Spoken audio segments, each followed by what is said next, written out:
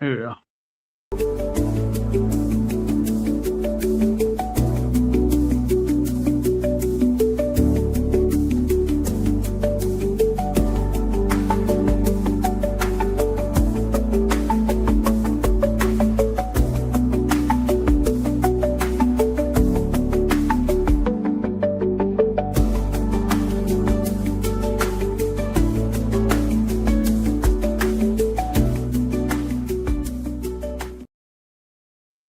Yo, what's up, guys? I am your host, the Underground Multiverse. Yeah, I know, but still, yeah, this is a Stranger Things season 5 part 2 discussion live, and and before we talk about uh part 2, allow me uh to bring in two guests. Um, um, First we have, and I call him the Stranger Things expert, which he knows full well that he is Jake the Cake. Yo, what's up? And his partner in crime, Chosen, aka Quan, aka CVO. Damn, he has a lot of names. Yes, I gosh. do. Yo, what's up? What's up? Hold on, give me one second. I want to make sure my mic is good. Yep, okay, there we go. Okay. Yeah. So, Chosen, just so you know, I might be out of it tonight because just before the podcast, just before the stream, I just checked my temperature and I got a fever. I'm like 101.3. So, yeah. Yeah, you're good. You don't have to say too much if you don't want to like go crazy. It'll probably be just me and Underground talking mainly then. Yeah. Yeah. You can just listen if you want. Right. But Underground, Stranger Yo. Things. We got part 2, volume 2. You know, Yeah. it's wild that we're already finished volume 2. We have one episode left. So yeah. Okay, what would I rate part? Okay, let me just rate the part 2 because obviously we're gonna give our full thoughts soon. Yeah. Overall, part 2. Now, before anyone says anything, I do have some problems, but I'm not those Twitter hater Stranger Things people because I've seen a lot of people hate it. I don't necessarily hate this part. I Yeah. just feel like we should have seen more from it. Yeah, like, there's a lot of people, I've seen a lot of people on Twitter hating on Holly this season because she's taken a lot of people's screen time, which is fair. It's fair. I completely get that. I completely get that argument. So in terms of Volume 2 overall, because I did like episode 5, I told people this. I loved episode 6. Episode 6 is probably my favorite in Volume 2, me Yeah. personally. Right. And then episode 7 is probably the weakest in Volume 2. Now overall, just because episode 7, right? Obviously episode 7 is still in part 2, right? Obviously that episode still exists no matter what. Mm-hmm. I'm gonna give Volume 2 a 7.7. I think I'm gonna give it a 7.7. It's close to 8, very close. Okay. It's not bad. Like I don't think it's so bad. I'm like, oh my god, I hate it so much. It's not like that bad, like Cobra Kai season 6 level bad. Like I hate it so much. And I'm kind of nervous for the finale on Wednesday just because there's a lot of ground to cover in the Yeah. finale. I was talking, So, and I'm glad you brought up Jake. I was talking to someone earlier today and told him, how long do you think the bridge should have been? You know what he told me? He what? said the bridge should have been 1 hour and 50 minutes. Okay. Nearly 2 hours. That's how long the bridge should have been. And I said, yeah, I agree, because you got to do a lot. If you want to set up the right side up, which is the finale episode, you got to make the bridge a long episode. Right. Because I feel like when I was watching it, if it went so quickly. I don't know if I'm the one that noticed that when I was watching it. And also, apparently there was a lot cut out of part 2. That's probably why. Yes. I There realized is a that lot. today. I realized that today. It's so weird because I'm glad. There's a scene, I think it was episode 6, right? When Mike was telling Rob and Lucas, I'm going to go talk to Joyce. I'm like, where is that scene? Because Yeah. there was a leaked script of scenes that weren't in the episodes. I might have to send them to you guys. You know what, Jake? Remember those fake runtimes for Volume 2? How Yeah. much I bet you those were real runtimes for Part 2? Yeah. Because there was, I think one of the episodes was 1 hour and 41 minutes. I think it was episode 6. Yeah. Let me see if I can find it. All right. You can go to Underground. For this part, I'll be honest. I want to give this part a solid 8. 8? Fair. Okay. That's actually very fair because I did say it would be close to 8. Yeah, yeah, that's fair. Like, it's not bad. Like, I feel like people, Right. like, I don't know why people think it's bad. I don't necessarily think it's bad. I think the problem is that I feel like we needed more. I think that's the issue. It's not Alright, necessarily I think bad. I that's- think we needed more. Yeah. So obviously you got to do it. Go ahead, Underground. Yeah, like Jake said a minute ago, a lot of scenes were cut out, and it felt a little bit rushed. Yeah, because there's oh my god, I just remember, Jake. Remember that behind the scenes image of Sadie Sinks at the school? Yeah. That was cut out. Oh.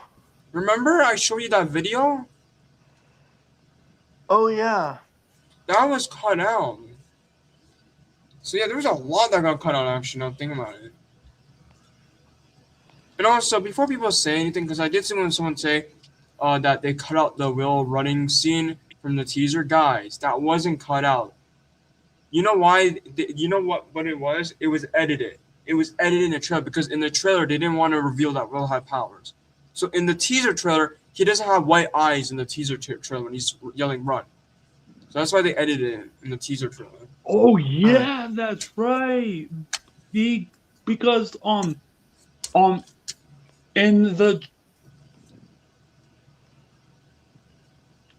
in the trailer, Will wasn't possessed when he said run.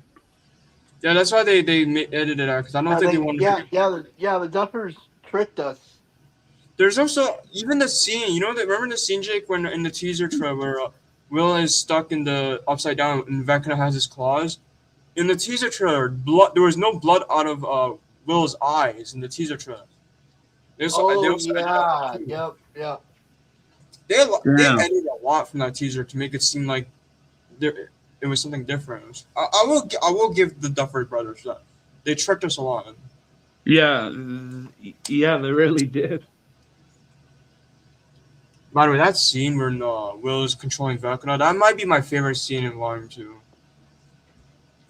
I still love the scene, and I sent it earlier in episode 5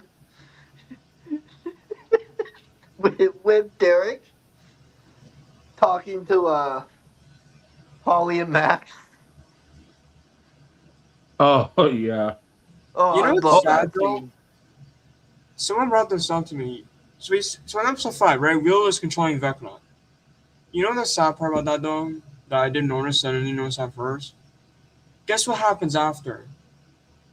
Will gets sidelined. It was more focused on Holly than Will. He gets sidelined. Oh yeah. Why would you? So the Duffer Brothers lied to us. They said he's the main character. I did not feel that in Volume 2 at all. He was more of a main character in Volume 1 than Volume 2, honestly. I don't know if I'm the one that... Like, Holly has more screen time than... I think... Who does she have more screen time? She has more screen time than 11. I just realized that. Yeah, This, mind you... That She did. right there is sad. she did. That's sad. Yeah, mind you, she's the main character of the show, and she gets less screen time than Holly. That's actually kind of messed up, that thing about it, because if you're gonna have this final fight, right, 11 Vecna, I'm sorry, not trying to be this guy, but it does not feel earned to me whatsoever. Yeah, also, I love Mike in Volume 1. He didn't do a lot in Volume 2. like, I think for Mike, now his character is still great in Volume 2, but he does not do that much. Right. Like, I wish he did more. I wish he did more, because I actually liked his character this season. Yeah, me too. I think he might be my second favorite character this season, honestly. Like, he's actually really good. Like, the thing I like about Mike is, like, he feels like his own self. He's not annoying. Like, even the scene where he tells 11, friends don't lie. I'm like, that's the Mike I miss, man. Well, Like, I'm like, well, at least he's not the Mike in season 1 and 2, Well, because that Mike was season- horrible. No. Season 1 and 2, Mike, was great. I think, me personally, I think season 1, 2, great. Season 3, he's okay. Season 4, he's terrible. I'm sorry. I think season 4 was worse. The only reason why I say season 3 is okay, Jake, because I did rewatch season 3. I was kind of being a little harsh on season 3, Mike. You know why, Jake? I didn't realize that first. Why? Why is everyone blaming Mike when Hopper's right there? Hopper's the real reason why Mike is acting that way. Like, I don't know if people realize that. So, yeah. I take it back for what I said about season. He's not that bad. But I do think season 4 Mike is insufferable, bro. I hate season 4 Mike. 11, I don't. Oh my god. Underground, no. Don't. Oh my god. Listen, I would take that over what we're doing in season 5, honestly. At least that's you. I'm sorry. I'm going to be very honest. Can I be very honest, Jake? I think that line that 11 says is way better than Will saying, I don't like girls. Because what was that, bro? I'm sorry. That was cringe. No offense to Noah, but that I don't know what that was. Also, Underground.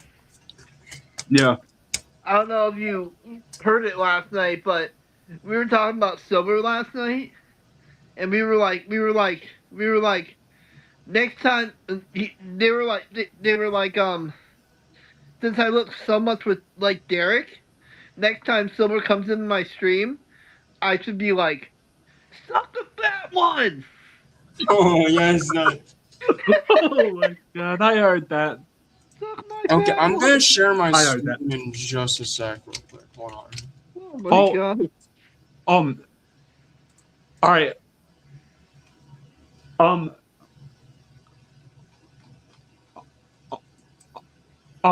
Honest opinion.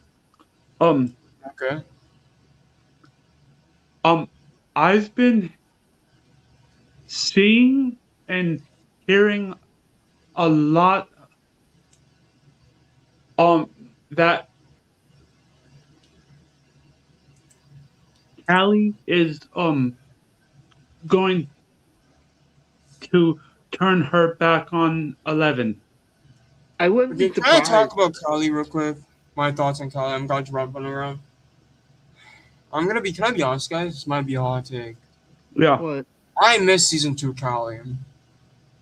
Oh, Listen, I know people are gonna hate me with this, but the way Kali's acting this season, bro, if season 2 Kali saw that, she would be like, "What the heck, girl? What are you saying? Like, what do you mean you want both of us to die? Like, what? Like, she's not acting like, I'm sorry, she's acting way out of her character. I did realize that when, now, Jake, I'll be honest, I did kind of rewatch the Lost Sister episode, and I did realize she's acting way out of her character in the Bridge episode. Because that's not how Kali would act. I'm sorry. I'm going to be honest. yeah. Like, I was like, what? And I'm going to be honest, and I'm glad, I think TCK Films made this short. Bro, Kali's by far the worst character in Volume 2. I'm just going to say it. I hated her, bro. I want her gone, bro. She didn't suck me, bro. Stand, bro. I may be wrong, but I don't think she'll turn her back on her sister. I She hope might. not. But, bro, the way, like, bro, you know the scene in episode 7 where Kali's like, I'm going to go with you, Lovin. Did you see the look on Hopper's face when she said that? Bro was like, oh yeah, I don't trust her, bro. Right. Like, I can't blame Hopper. I mean, damn, bro. Like, I think she was brainwashed by Dr. K. I actually, Probably. you know what I'm thinking, actually? I don't think that's even the case. I'm going to be honest, guys. I think this whole time she's working with Vecna. And we didn't know this at all. Because it is kind of strange to me how Vecna doesn't know that 8 is still out there. He never mentioned 8 at all this season. That's kind of suspicious if you ask me. He never once mentioned Kali. He knows who Kali is. He never once mentioned her. Why is that the case? That is suspicious, isn't it? Yeah.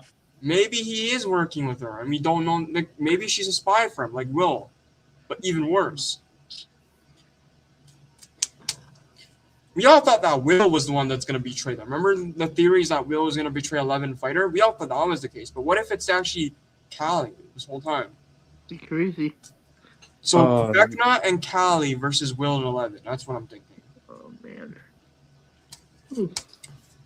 So you got Will fighting Vecna, who basically has the same powers, and then you got Kali fighting 11. That's what I'm thinking right now. That's crazy. Yeah. I'm not gonna lie. Damn, that will be the ultimate tag team fight if that happened. Now let me Yeah. share my screen real quick. Hold on. I'm gonna share my screen and show you guys something because I got something to show you guys. All right. Okay, there you go. Okay. So season 5, episode 7 is the second lowest rating episode in history, only above The Lost Sister. What are your thoughts on this? Interesting. It is crazy, I'm not gonna lie. The fact that it's the second lowest behind The Lost Sister, which everyone does not like. It's kind of, I'm not surprised because I do see a pattern here already. Both episodes are episode 7, and both of them has Kali in it. Oh yeah. I do Yeah. see the pattern Yeah. here. Like, Listen, at first, when I watched episode 5, I loved Kali in episode 5. Like, I actually felt bad for her. But after that, they completely throw that character and be like, hey, we gotta do this, we gotta do this. I'm like, what? Like, first I was feeling sympathy for you, and now you're being annoying. Like, come on, Kali, man. Like, I was actually excited for this character when we got her back in 1-1, but they completely I don't know the word, like, tricked us, I guess. Making us think she was gonna be a good character, but yeah. no. Oh yeah. Go ahead. I forgot what power she had. She can make people see things, I think. I think that's what I can remember. Oh, okay. Telekinesis. It's called telekinesis. Yeah, so Oh yeah. Okay. look at the bro. Makes sense. Oh. Dude, it's so close to the Lost Sister. What if it gets lower than the Lost Sister? That would be crazy. That'd be crazy.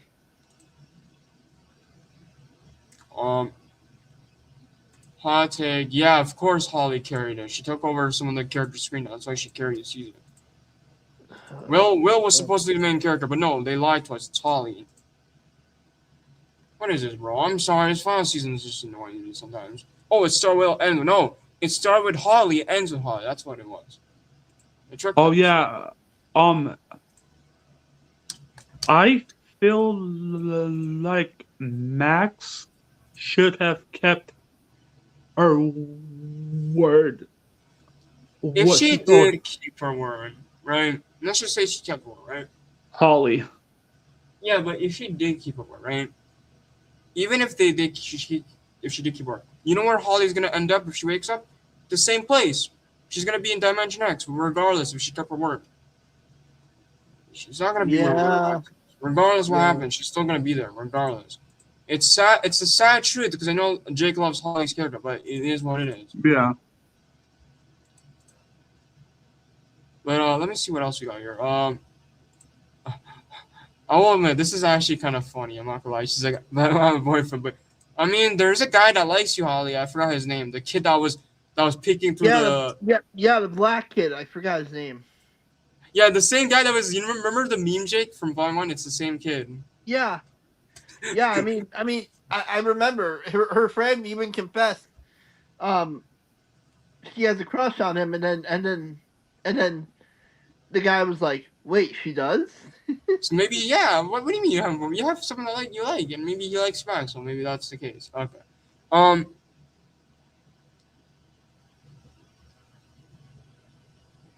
Ooh, the Duffer Brothers said, I didn't read this actually. The Brothers said the finale could force 11 to choose between Callie and Mike. Oh, interesting.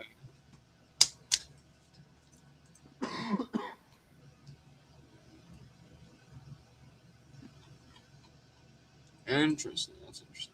Here, let me see if I can dig through one of the episodes and try to find what the kid's name was, because hold on.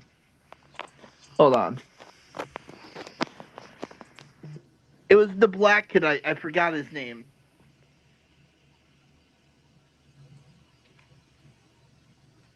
Someone said the Duffer Brothers says that the origins and the twist was originally planned. So why didn't they do it in season 2? Like, why wait until the final few episodes? This is an issue I have with the season. This is why I have an issue with season 5. You could have easily, and that's why Jake doesn't like season 3. You could have done this twist in season 3, honestly. So Jake can like season 3. Yeah. Because it was originally planned to be since season 2. Noah Schnapp on. Okay, yeah. Holly Wheeler had more screen time than the main character in season 5. That's wild. That's insane. I like Holly Wheeler, but that's not how you're supposed to write your characters. Yeah. Me personally, if Neil Fisher was the same age, I feel like she should have been a main character in season 3. Yeah. Because you know what I was thinking actually, and now I was actually gonna bring this up. You know what would be so cool for season 3? Let's just say we keep the same grouping, right? The same group Jake, right? Me personally, I would have Holly go with Dustin, Steve, Robin, and Erica if she was gonna be a main thing. Yeah, that would make sense. Like her and Erica as a duo. Oh, that bro, in Starcourt Mall. Oh, bro, that would be peak right there. Damn it, writers. I wish she was older. Damn it, Neil Fisher. I wish you were older in that time. Could have been a peak character. All right, let me see. I'm gonna look through the episodes and try to see if I can find this part again. Oh my god, don't even get me started on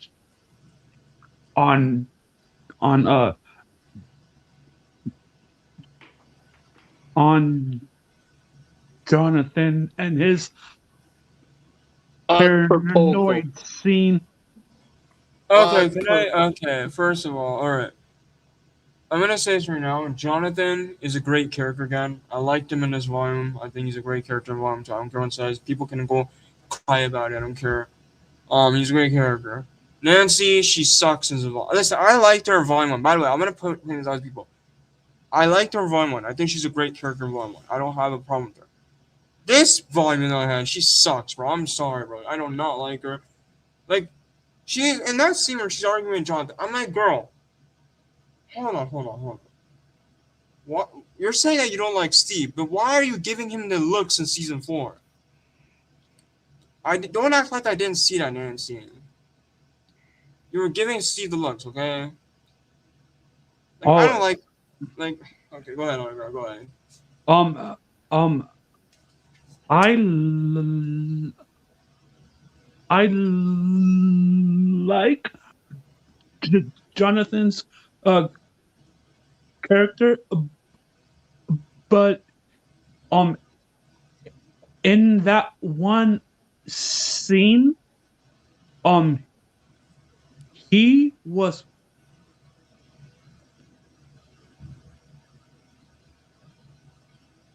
paranoid, and he was thinking and worrying way too much. Dare I say, You're talking about episode 5, right? Okay, can I say something real quick about that real quick? Dare I say that I'm more on Jonathan's side than Nancy's side, because I don't care when anyone says you can hate John. Listen, people can say I've seen people say I'm a Jonathan Glazer. I do not like Jonathan throughout the whole show. Like, yes, I like him in this volume, but I don't like him throughout the whole show. You're hearing this from someone who doesn't like Jonathan that much. I'm sorry, but Jonathan was not paranoid, because this girl keeps giving Steve the looks. I'm sorry, if I was Jonathan, I would break that ring and throw it in the upside down or somewhere, because she does not deserve that. I'm sorry. She does not deserve that ring whatsoever, because you want to act like this to me? You know who Nancy reminds me of? And I'm sorry I'm going to bring up the show because I have to. She reminds me of Samantha LaRusso. That's what Nancy reminds me of. She reminds me of her because, gosh, bro, pisses me off, bro. Check out what my profile picture is on Netflix. It's Holly. Nice, Holly. That's awesome. Yeah. The character that took up more of the screen time. Yes.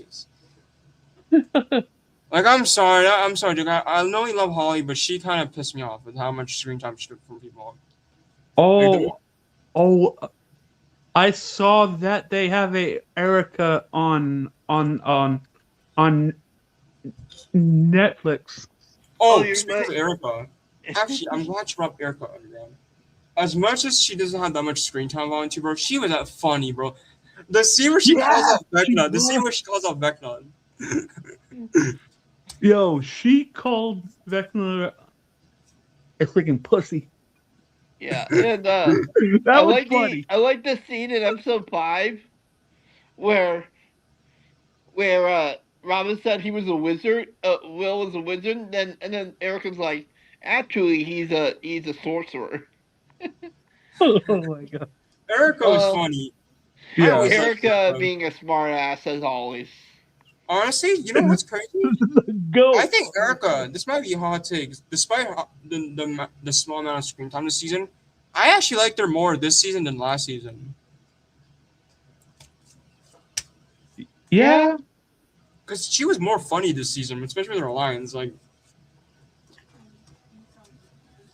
all right, I'm looking through the episodes again, trying to figure out what the name of that boy was, because they said his name, I just can't remember. I think it started with a J. Might be Jason, Justin. I don't know.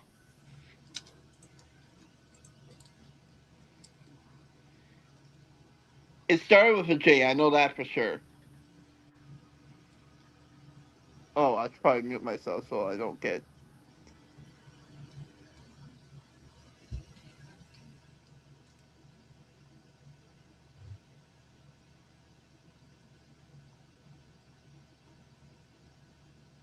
Oh, and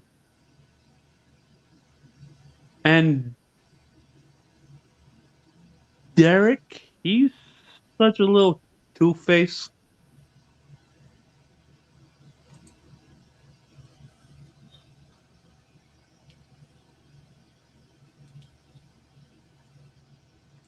Derek's a little two-faced. Yeah. He turned his back on Ollie. I Oh can't yeah. blame him. Oh yeah. Drake, You know what? You know what? Here, listen, Underground. I don't blame Derek because of what Vecna told him. yeah, Vecna's kind of scary. I'm not gonna lie. The more I thought about it, he told him like, oh, what did he say? He said, "I'm gonna." Okay. Oh, It says, hold on. Oh, I pre- sorry. Sorry, Jake. But I don't know. If you guys noticed this, but Vecna, he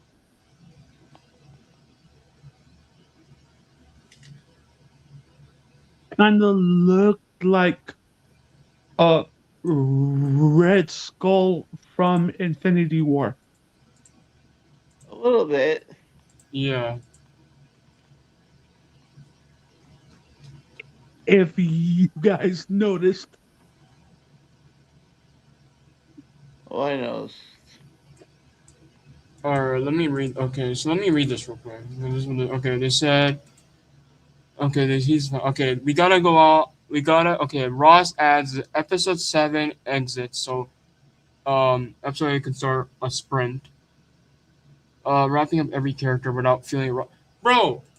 Everybody, you're so dumb here. You're saying you want to do, bro. It's 2 hours 8. How can you? Oh, I'm sorry.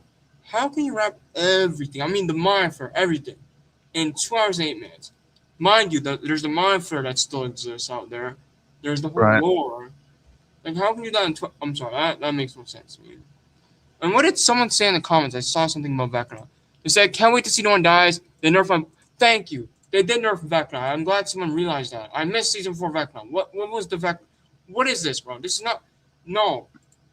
yo, that is Red Skull right there. Now Vecna. What happened to bro? In season 4, right? Let's go back to season 4 real quick. This dude was scaring Max. He was scaring Chrissy. He was scaring Fred and Patrick, everyone. And Nancy. We went from that, and he beat up 11 in their final fight. He did beat her up in the final fight with his powers, right? We went from that to Will just controlling Vecna. Like, what? Like, I'm sorry. What is this inconsistent power? Like, they even nerfed 11 too. I'm not gonna lie, they kind of did nerf 11 a little bit. Like, it's kind of getting ridiculous. Can we stop nerfing characters, please? Like, I'm being honest, I'm kind of worried for his final fight with 11 now, thinking about it. And someone even put, the vanishing of the Mind Flare. Yeah, what happened to the Mind Flare too? Like, it vanished. It's not in a whole, like, where is it, bro? I miss it. And by the way, I just looked through the episodes. The kid's name, who Holly has a crush on, his name is Josh. Mm. I knew it started with a J. I knew it.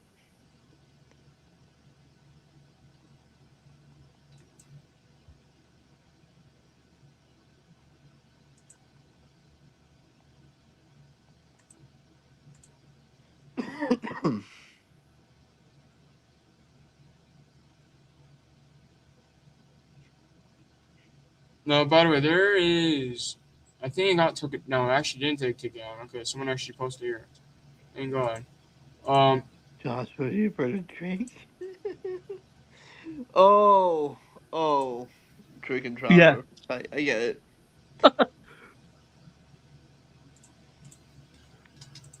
I thought I got taken down. I guess no. Let's see. Where is it? Did someone already post it? No, no one posted it. Okay. Okay, I thought someone already posted it. Hey, I'm not ready for the season finale. Speaking of the Speaking finale, speaking of the finale, we got some shots. Okay, so I'm not gonna pull up the trailer because but We got some shots. So these are the shots we see here. Okay, so you got 11 and Callie. Looks like she's gonna go on the tank thing, right? The tank in the water. And then the Okay. second one is her and Mike. Obviously, I think they're still in the truck. And then we got Yeah, there's Vecna's Murray. head. Yeah, And there's then the fourth one is.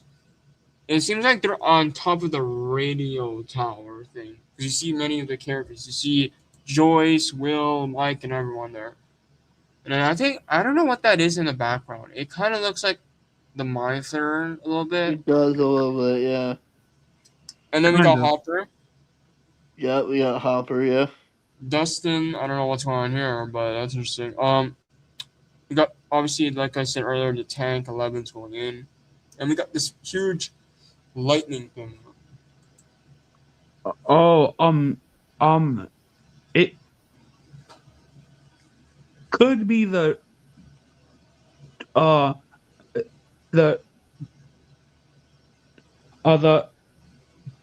dragon. I did say this before, actually. No, and I don't think I mentioned it here yet. I think the dragon is the Monitor. It's in a different form, I'm guessing. Because I always say this, I think it could be the Monitor, except just in a different form. Because I do want to see the Monitor come back. I love Vecna to pieces, but we do need the Monitor back. Like, I kind of miss the Monitor a little bit, now I'm thinking about it. Yeah.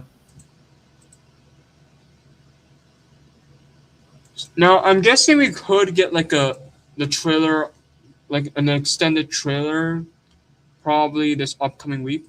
I'm gonna make a guess. Probably. I'm gonna say Monday, as a guess.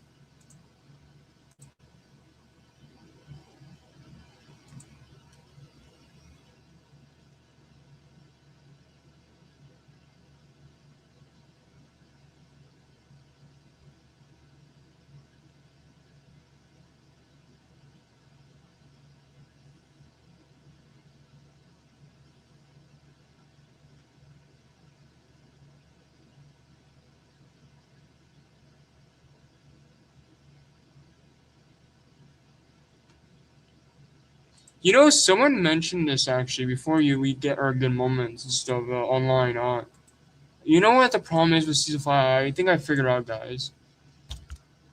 I think season 5 should have been 9 episodes instead of 8. You know why? Here's how I would have done, right? Episode 5, Shock Jock. I would keep that, right? Escape from Camazotz. The Bridge, right? The Bridge, episode 7. Episode 8. If we're going to do 9 episodes, episode 8 should be called Dimension X. Right.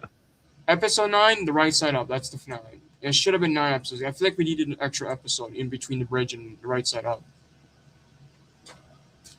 Because I do see the issue now.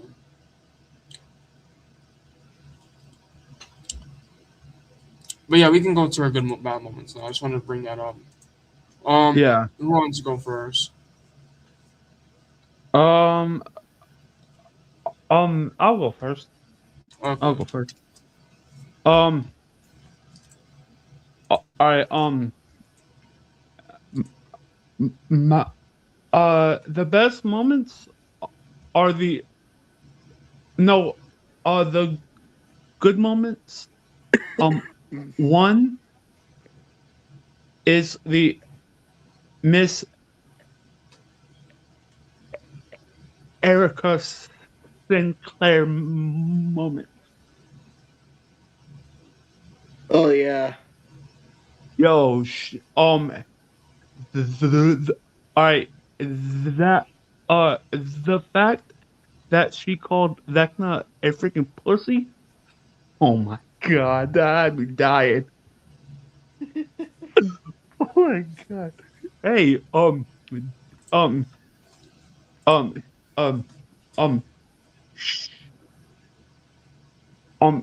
she is she was just pointing out the facts like she always says. Yep. Yep.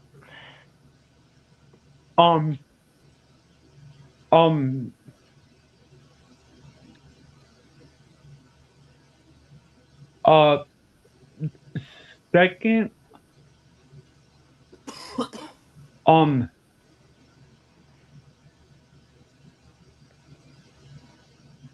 um, is that Max escaped. That was a good moment. Yeah.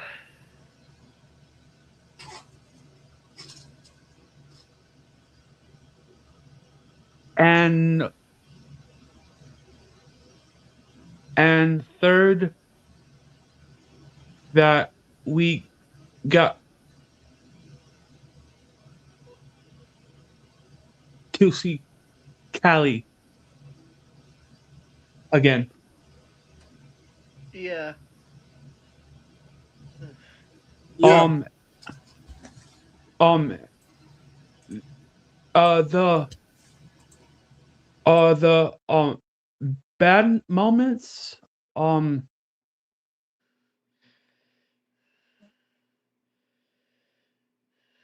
one I have is that um Steve really didn't have to talk bad about Eddie the way he did. Yeah. Yeah. Um, and my last one,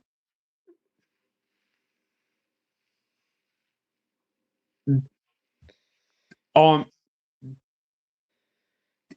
is that dipshit Derek turned her back on Holly. Yeah. Turned his back on Holly, I mean. Yeah.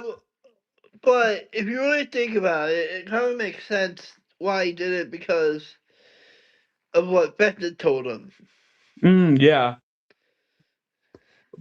But So still, that was a bad moment right there. yeah, I agree. Like that was one of the big moments that could have showed Derek showing his true colors, but Right.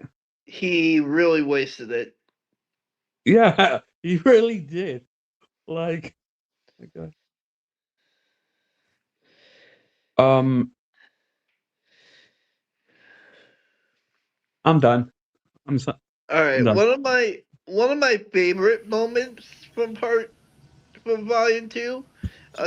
I told Underground and Chosen this earlier. I love the scene in episode 5 with Derek talking to Holly and Max.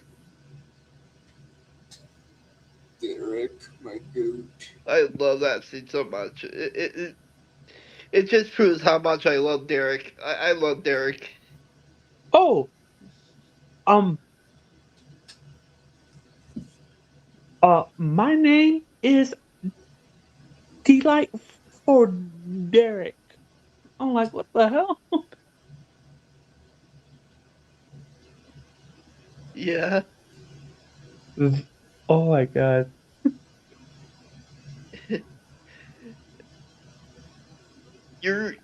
And then Holly's like, you're really gonna have to drop this delightful Derek thing because if this plan's gonna work, we need dipshit Derek. Oh my god, yeah. Oh, I love that Oh, line too.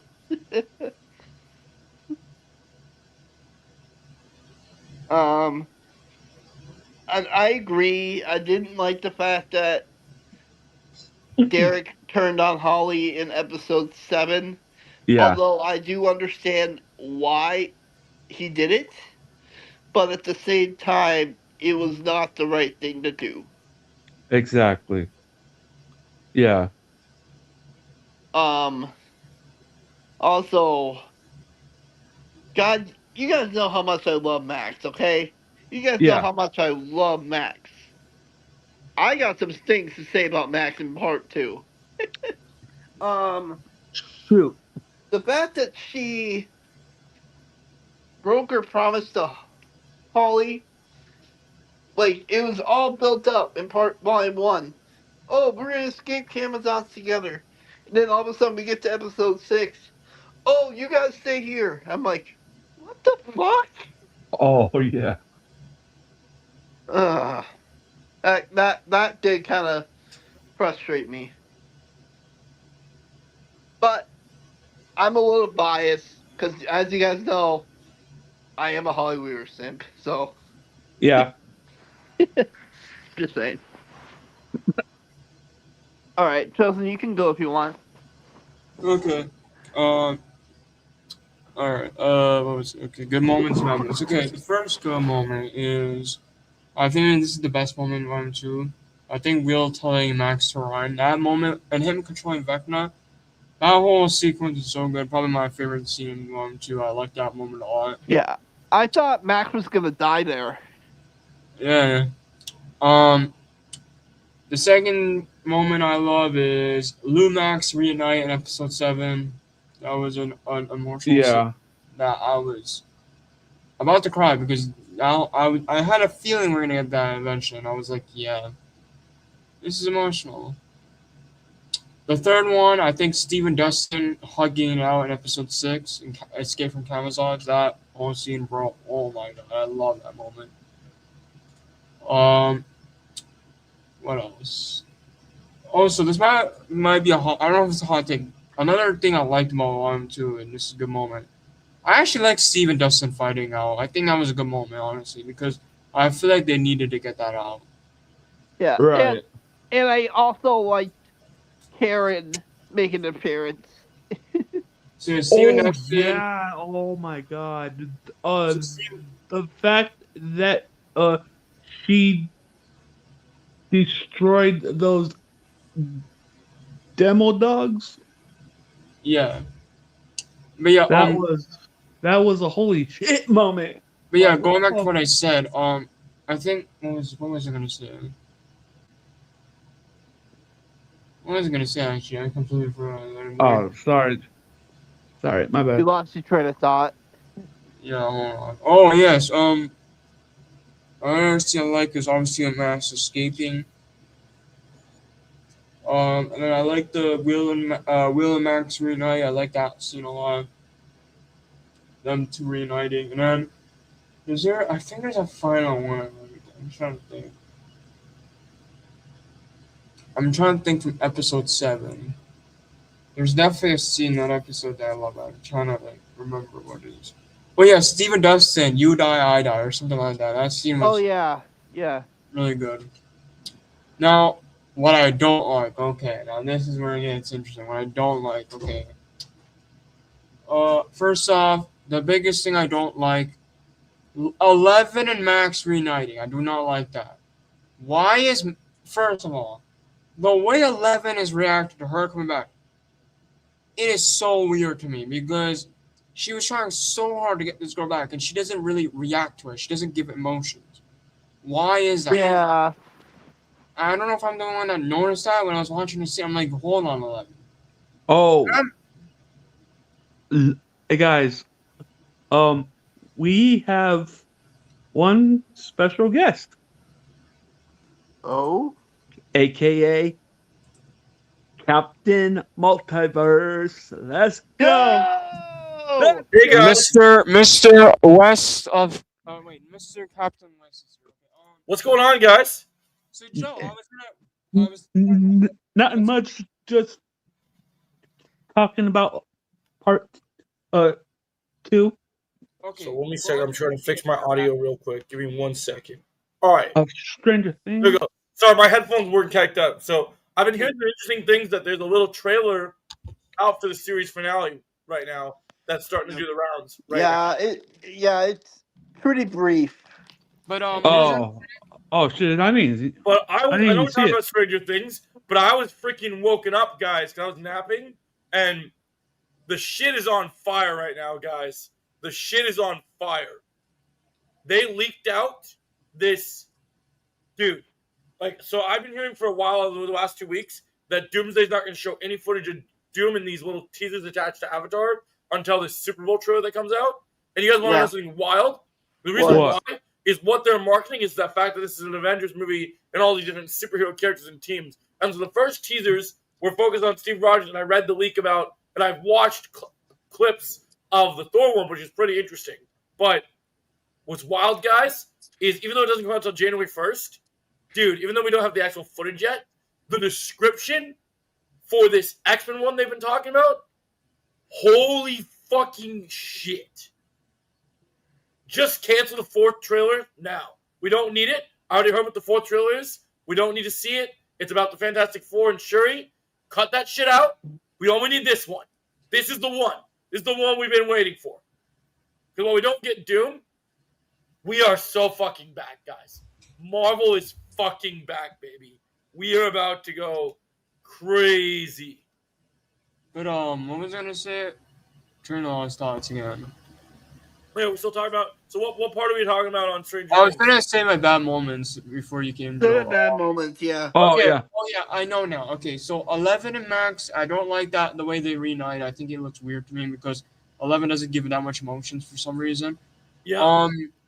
Another scene I don't like is from I think episode 6, Jancy breaking up. Okay, I know a lot of people might say, "Oh, you're just a Jancy." No, listen, bro. I'm not trying to glaze Jancy, but you wasted 4 seasons of these two getting together and just Sorry, I just got excited. I didn't mean to curse. I just got really excited.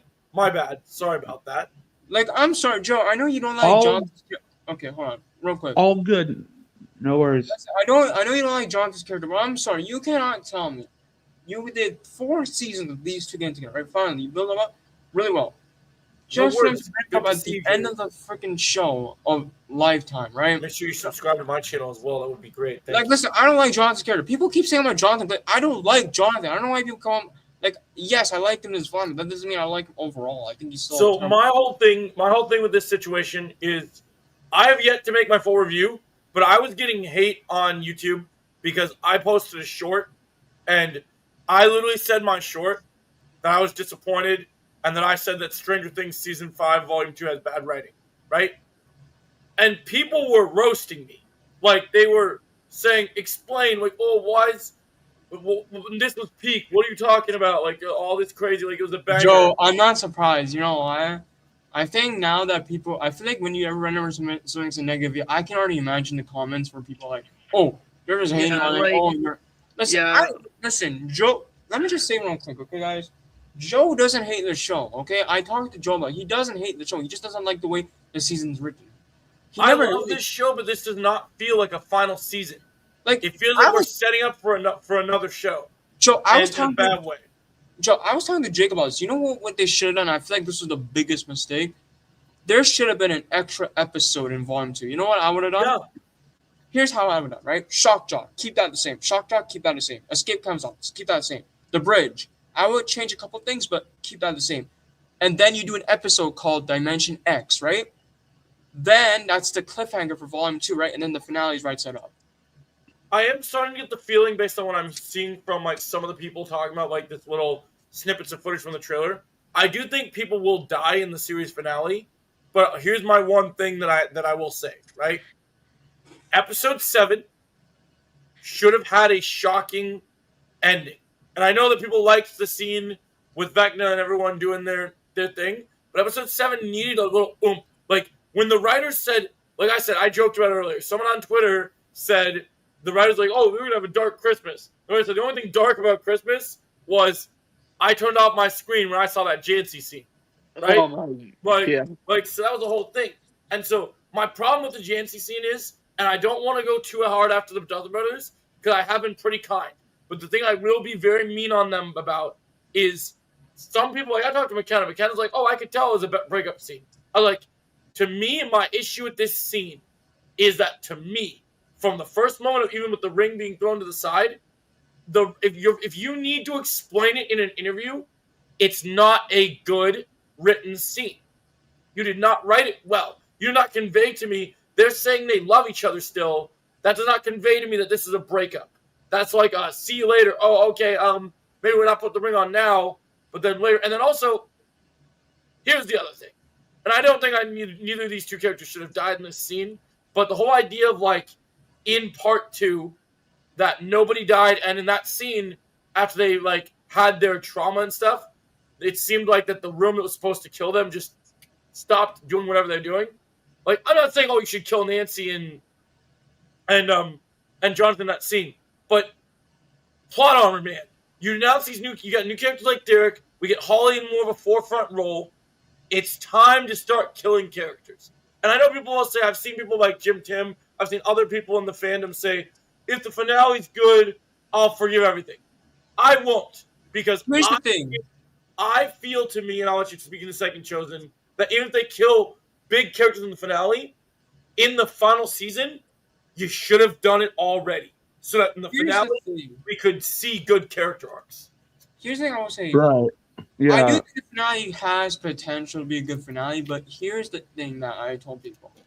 It could be a good finale. Yes, I definitely think it's going to be a good finale. I don't care what I think it'll be better than episode 7. It's definitely going to be better than episode 7. You can't even deny that. But here's the thing. It's not going to save this season. That's the issue. Yep. Mm-hmm. Like, despite being a good finale, it's not going to save the whole season. Like, I always said, I think it'll be I think it might be top 3 episodes, probably, most likely, because it could be a top 2 episode. It could be a top 2 episode. I saw some stuff with the Mind Flare that's lining up pretty good. That I think could be pretty interesting. And Joe, for your death thing, you know what I would have done? Yes. You know what I would have, right? The whole extra episode thing, right? I brought that up to you. And I think the Dimension X episode should have been the Volume 2 finale, right? What I would have done is episode 6, right? Is that the episode with Jonathan and Nancy? Yeah. I would kill them off in episode 6, right? I think so too, because I know everyone likes the characters, but it would have been a great shot of, like, they have this moment with their trauma making amends, and they die. Like, could you imagine, like, the trauma, and then, because what the problem with my problem with this season is, and I can't even say that Cobra Kai has this, I'm not comparing this to another show, but I saw a lot of big YouTube creators saying this, and I agree with this take. The world is ending in Hawkins. Stakes need to be had.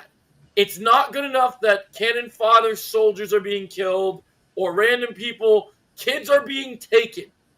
The villain is going to consume the world. At the end of season 4, military occupation starts, and Eddie dies, all this stuff happens, and, you know, it becomes a whole thing. Characters need to die.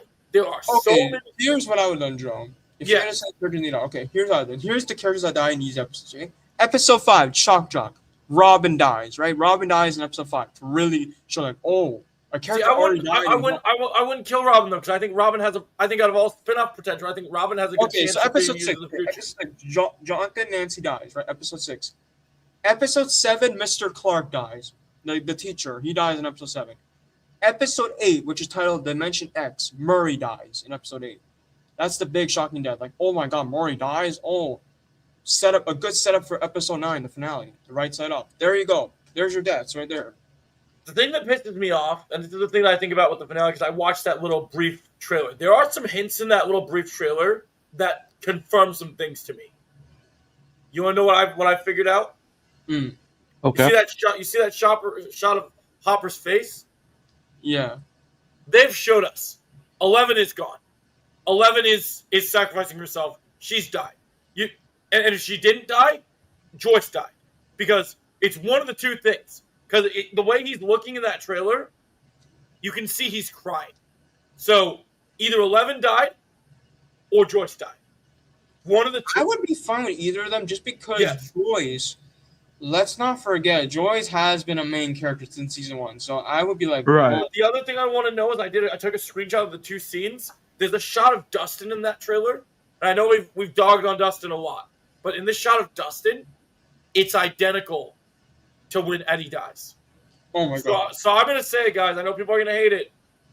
I think Steve's gone. I think he's gone. Honestly, I think he's gone. I think he sacrificed himself for Dustin. I love Steve. Listen, I love Steve. He's my character. But if you're going to raise the stakes, then sure. Go ahead. I think he's gone. Because if you think about it, in season 1, he was not intended to be a main character on the show, and then became popular. It's good on the Duffer Brothers to say, okay, this guy is a fan favorite character. We had balls. We went, you love this character? This is such a big threat. It's a big world-ending threat. He's gone. He can't be with the woman he loves because she doesn't love him. We don't know. Yeah, you could give him a happy ending, and yeah, he could have his 6 kids, whatever. But this is a big finale. The stakes need to be high. And I'm sorry, like, I'm going to say this, and I know people might not like this take. If 11 is the only one to die, or just 11, 8 dies, and, like, maybe other characters are nonsensical, like the teacher, I'm going to freaking riot. I'm going to riot. Because if they only have the balls to kill a character that we know is going to die, Volume 2 is foreshadowing to me 11 is gone. Because she either loses her powers and runs away, or she has to sacrifice herself. And she could still lose her powers. I've seen that take. But I think the simple answer is she's going to sacrifice herself. The thing about, okay, I'm glad we're up to losing power thing because I know a lot of people. I don't want that because you already did that in season 4. Don't do it again. Right, it makes sense. It makes sense. I agree. But I think, like, as much as, like, yes, the emotional impact. But here's the other thing I'll say. The other reason I don't like that just 11 is the only one that dies, if this is true, is because here's the thing on the 11 thing. This, not only Volume 1, this entire season, we'll say the first 7 episodes, Mike and 11 have gotten nothing. Squat. They've gotten squat. And in my opinion, now, yes, obviously Mike's done less than 11 has, because 11's been training, whatever. But the way that they're treating Millie Bobby Brown is the star of this show. And the way that they are treating her character is wrong. And to be honest, if you kill her because it's become so predictable, 11 hardcore fans will be sad.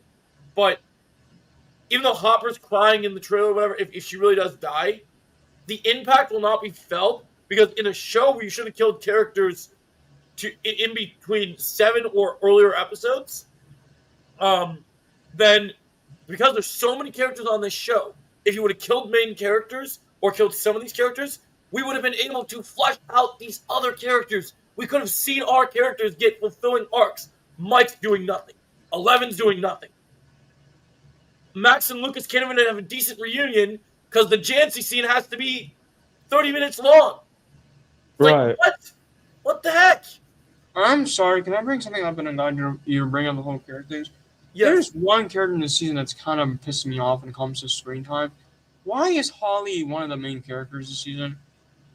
Like, well, we talked about this. She should have been introduced in, like, even though she'd be young, she would have been. I like her story, but it's the wrong time for her to be the focus. Okay, so I talked to Jake about this, and I want to hear your thoughts. Yes. If Neil Feshman was older the earlier times, right? I think season 3, right? Let's just say she's introduced season 3. You know which character grouping she would be in if she was in season 3? She would be with Erica, Steve, Robin, and Dustin.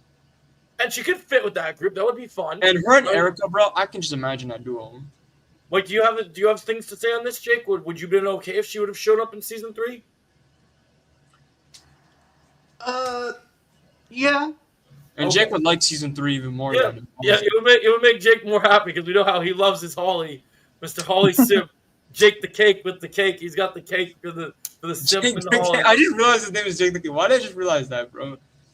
I didn't realize that before. Why did he just changed his name because he's the cake. He's the cake Jake's got the cake. When it comes to Jake dropping a new video, yeah, the cake. My name is Jake, and I got the cake today. Yeah, and I told you. The delightful damn pie.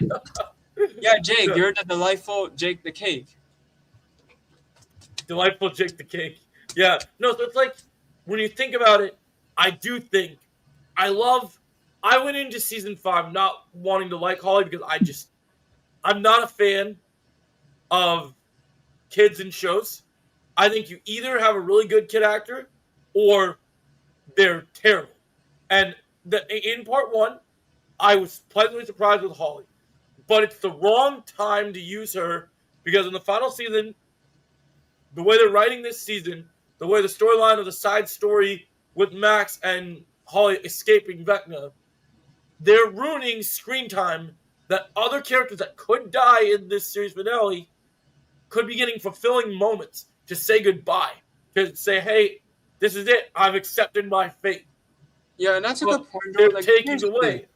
Here's the thing. I agree, And honestly, I feel like a lot of people, I've seen people say, "Oh, you're just hate." Like this, I'm not hating Mel Fisher. I think, despite her having so much screen time, I think she's probably one of the better acting-wise people in Right, the and final like season. if we're gonna compare the two shows of like Cobra Kai and Stranger Things, like finale in terms of like what a finale is, the difference between Cobra Kai and Stranger Things is Cobra Kai is not a show where you needed to kill that many characters because they were already promising. And I know these shows gonna have spin-offs, but the whole Stranger Things show with the whole sci-fi horror aspect, they have built on that throughout this show's history.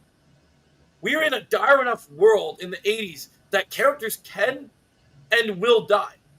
My issue is in season 4, Eddie and Christy were not major characters, and they were killed off when they were just introduced to build the stakes of Vecna. Now here, okay, I have a question for you, Joe. Yes. If Eddie didn't die in season 4, and if he died in season 5 instead, would you like that better because you'd be more of a main character? Yeah, because he would be more fleshed out. There's And- only one character. And then you know what would have made that better? You know what would have made that better if Eddie died in season 5? And I know we're going to talk about this because I'm going to make a review on it. I already know people are going to come after me. At least Dustin wouldn't be whining. Because And here's Yeah, another- exactly. Here's my another whole thing. situation with this whole thing is people have debated this with me. My problem with Dustin is not that I disagree with him grieving. It's the way it's being written. It's the way that we're not giving it time to breathe. We're not allowing him to grieve, so it's short-sighted. That's an Like- issue. I'm glad Like you brought- my issue. What did you say, Joseph? I'm glad you're right, because the way he's reacting, because that's why I like season. Why did okay? I know I said I'm okay with the runtimes, but the more I thought about it, the reason why the way they did the whole Max grieving Billy thing so good is because the episodes were so long. You could really flesh it out. Why Mhm. didn't they do the same thing with season 5? You could have made the episodes longer. We see Dustin Yeah. grieving.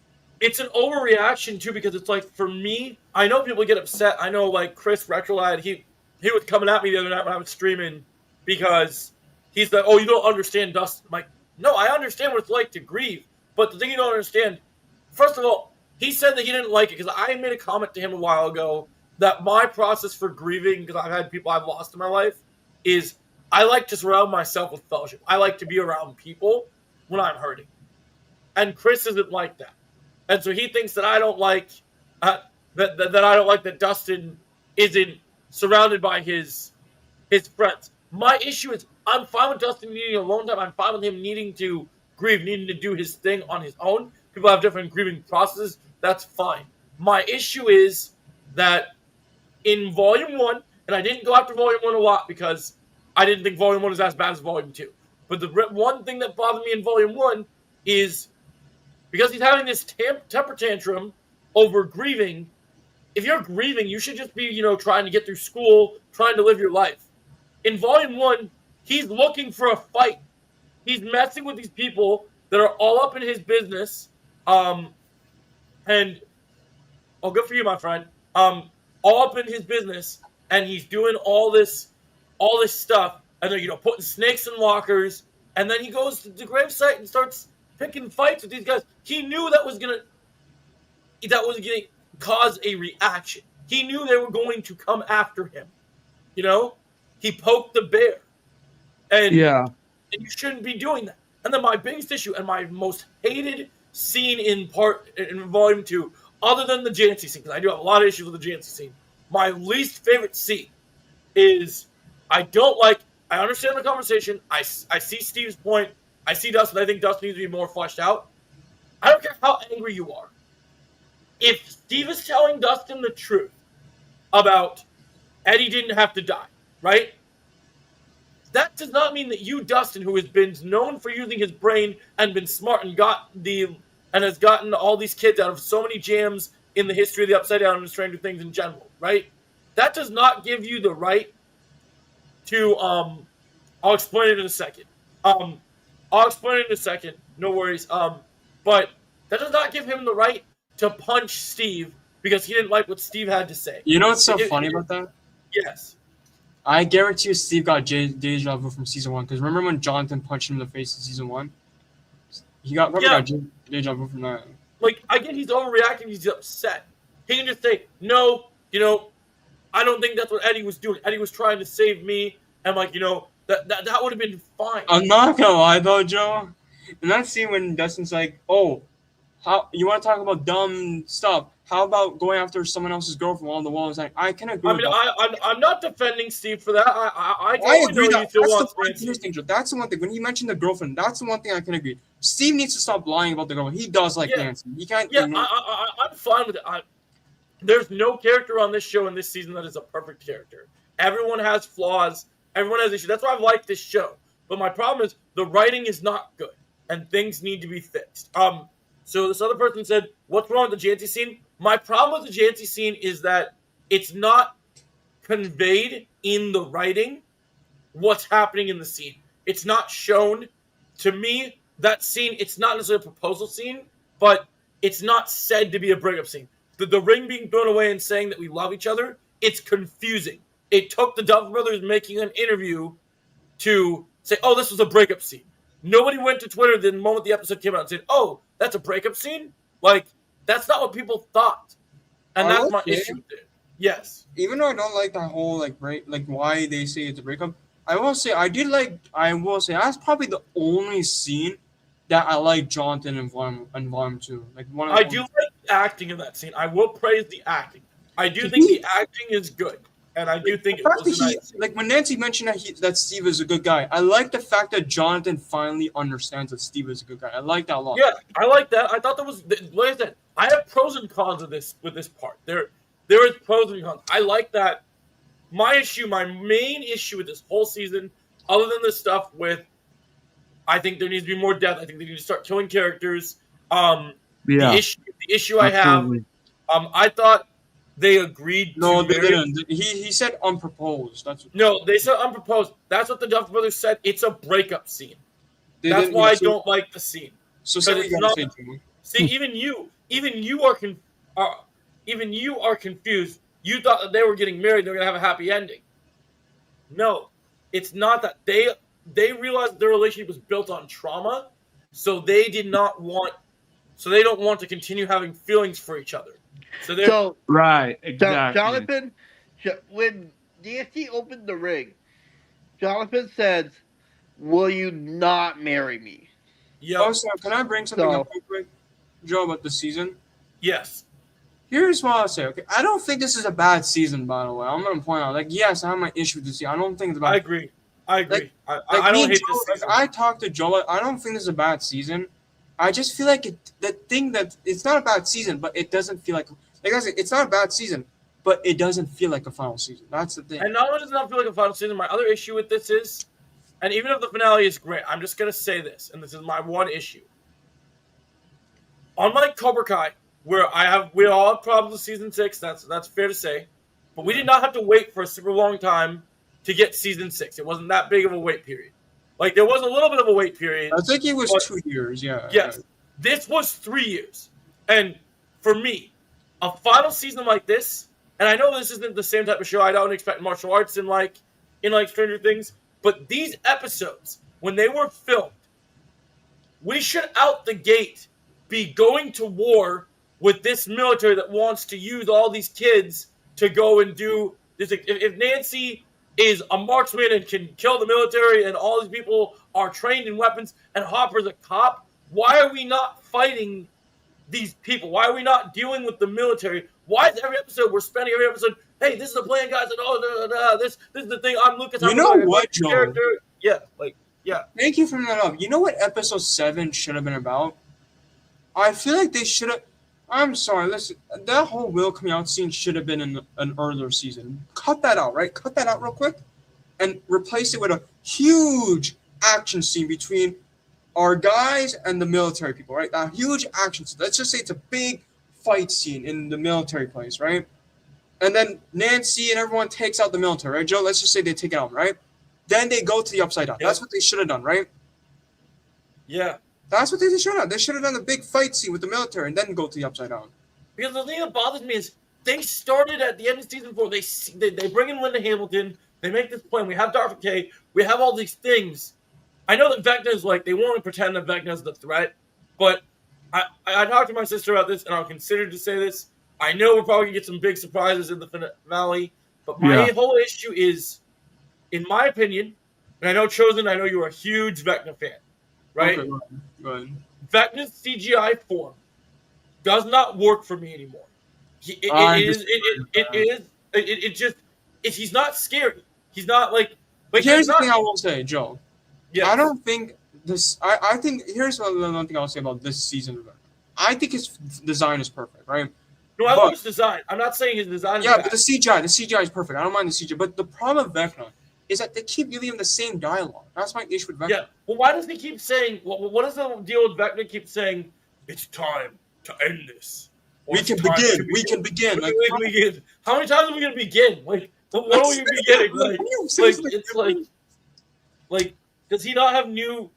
Oh, Vecna is Red Skull 2.0. That's pretty funny, bro. Yeah, that's Yeah. pretty hilarious. Listen, I'm not trying to disrespect Vecna. I still think he's a good villain, especially season 4. Like season 4 Vecna, bro. I That love was Vecna in season 4. I just don't get. I don't think the writers. Okay, so first of all, you want to talk about me going after the Duffer Brothers? The Duffer Brothers said something a while ago that I want to call nonsense on. The Duffer Brothers said that they planned out Vecna for 10 years. That is bull crap. Because they are. Yeah, I see it. They are I see it. not. They are not utilizing this character. Yeah, I'll answer your question. Linda Hamilton is underutilized this season. Even Cody Leach said that. Yeah, I agree. Very underutilized. It's like they build up the military, and like, yes, I get we have Vecna. I want to see cool things with Vecna. I like that we got the whole Rogue One moment, him killing soldiers, whatever. That's cool. No worries. But my problem that I face is, and I know this is going to probably get me some hate, something I have a bit of an issue with is, and I know this is a hot take, and I know people aren't going to like this take, right? As cool as the scene is, I've watched the season now twice, and I've come up with a new issue I have problems with. Are you guys ready? Yeah. I don't like that Will has the power to hurt Vecna with his connection to Hive Mind. You know, here's the thing about that, right? Yes. What I would have done, right? Listen, you could keep the whole Will taking out the Demogorgons. That was a cool scene, by the way. Yeah, it was. Keep that. That's fine, right? But him taking out Vecna is so stupid. I'm sorry. I don't like it because my problem with it lowers the stakes. Because I mean, though Will can get in Vecna's mind. It makes and Vecna Vecna look gets weak, bro. I'm sorry. Yes. They nerfed Yeah. Vecna. I'm gonna just say it right now. They nerfed They him. did nerf him. They did nerf him. It really does feel like. Like, bro, Joe, I like Will. hold on, Joe. How did he went from taking down the whole military in episode 4 to him getting destroyed by Will? It's like a downgrade. It's really like a crazy downgrade because it's like when you really think about it. Do you have something to say, Jake? No. I thought you had something to say. You're probably just tired, bro. You look so tired. Yeah, he does. I'm sorry, buddy. I'm sorry you had such a long day. But no, it just feels like a downgrade because I love Will. I think he's had a great character arc. I can say amazing things about Will, except for the coming out scene. I think the coming out scene was unnecessary. I don't think we needed it, but whatever, it exists. Fine, whatever, cool. Whatever we need, that's fine. Now, the reason I don't like this scene is it's cool that obviously someone had to save Max. I get it. Cobra Kai knew how to write characters on Okay, screen. I disagree with that, actually. That's I crazy. disagree with that. They don't know. After season 4, I'm going to be honest. I did rewatch Cobra Kai. After season 4, they don't know how to write their characters. I'm sorry. I mean, that's a fair take. To agree to disagree on any situation, I feel like with this show, my big issue is it's the handling these characters. I think for me, final seasons, when you look at all the great final seasons, stakes need to be felt. I mean, you look at, you said a great thing the other night when we were talking about finales, final seasons that are really good, right? Chosen, I want to credit you for a minute. Yeah. When you talked about Superman and Lois's finale, right? Yeah. We start the season with, we had literally lost Superman at the end of the season, right? Oh my God. I remember that, bro. And then Yeah. literally we're starting the season, we're feeling the kids are affected by the loss of their father. And then even though Superman comes back, it takes a little bit. And when he comes back, the stakes are still felt. And that, I'm sure the series finale will be good. I'm going to say something wild, though. I don't think any series finale is going to hit me like that Superman and Lois series finale. You That's know, a really Right. Hold on, can I finale. say Yo, something crazy? that had me I want to say something else. emotional. Another final season from another show. Arrow. I want to bring Oh, up Arrow's season finale The is so way good. that final season had stakes because Oliver, right? He finds out that he needs to die from Crisis, right? That raises stakes. And they set it up a season early, where they at the cliffhanger at the end of season 7 is telling us that Oliver's going to die in Crisis, and that he has to go with the Monitor and go do this thing. You And, know like, what, Joe? You know how I would write Stranger Things season 5? You want hear me out real quick, okay? This is how I write, right? Yeah. Season 4, right? We ended with the big clown, right? Season 5, we start off with the let's just say like a 1 month, 2 month time, but not that long. It's not that long a time, right? We get the flash. We still get that flashback with Will, right? Let's keep that the same, right? Keep that flashback the same, right? But the opening of the scene after that is we see Hawkins, we see the veins of the Upside Down going through Hawkins throughout this whole town, right? It's a dark, eerie season, right, Joe? yes, Hold on, real quick. Hold on. Don't read this yet. Underground. we'll answer that in a minute. No worries. Dark, eerie place, right? And then we get the shot of everyone at the Wheeler house, right? We see a shot of Will looking out the window, and he's like so upset because Hawkins is turning into the Upside Down, right? And then he has Yeah. to talk with Joyce, like, it's okay, Will. We're gonna stop Vecna once and for all, right? And Will gives her that look, like, yeah, we're gonna stop him, right? We cut to another scene where the whole group is in the same place, right? And then Hopper gives a speech like, oh, we gotta stop Vecna and the Upside Down and everything once and for all. That's how the season should have started. Yes, that would have made sense. And I also think that the end of season 4, as much as like I do praise season 4 a lot, I think, like I said when we talk about killing Eddie off, I didn't think you kill someone in season 4, but I think you would have to you just because heading into season 5, you really should do something shocking, like really take someone off the board that really meant something to someone, and then really go, oh wow, this show is really changing. They're really going for it for the series. You know finale. what, Joe? You know what Yes. I would have done for season 5 for my rewrite? So continue where I left off. Right? Everyone's the whole first episode is the aftermath of what happened to Hawkins. That's the whole first episode, right? But you know what the ending of episode 1 is to really raise the stakes? Karen and Ted dies in the end of episode 1. That'd be crazy. Really That'd raise be the crazy. stakes for Nancy and Mike. Be like, oh my god, our I parents. mean, are I dead. still think Ted could die. So, I mean, we'll see. But I hope he does. Yeah, what happened to? Actually, that's a good question.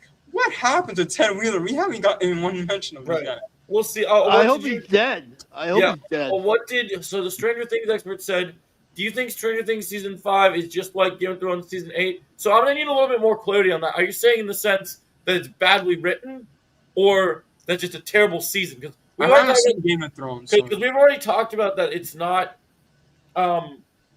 that we've already talked about that season 5, while we have issues with it, I still would not say that season 5 is the worst season. Like when I rank these seasons when they're done, badly written, yes, it is in the sense of Game of Thrones season 8, because Game of Thrones season 8, for those of you that do choose to pursue Game of Thrones season 8 is an abomination.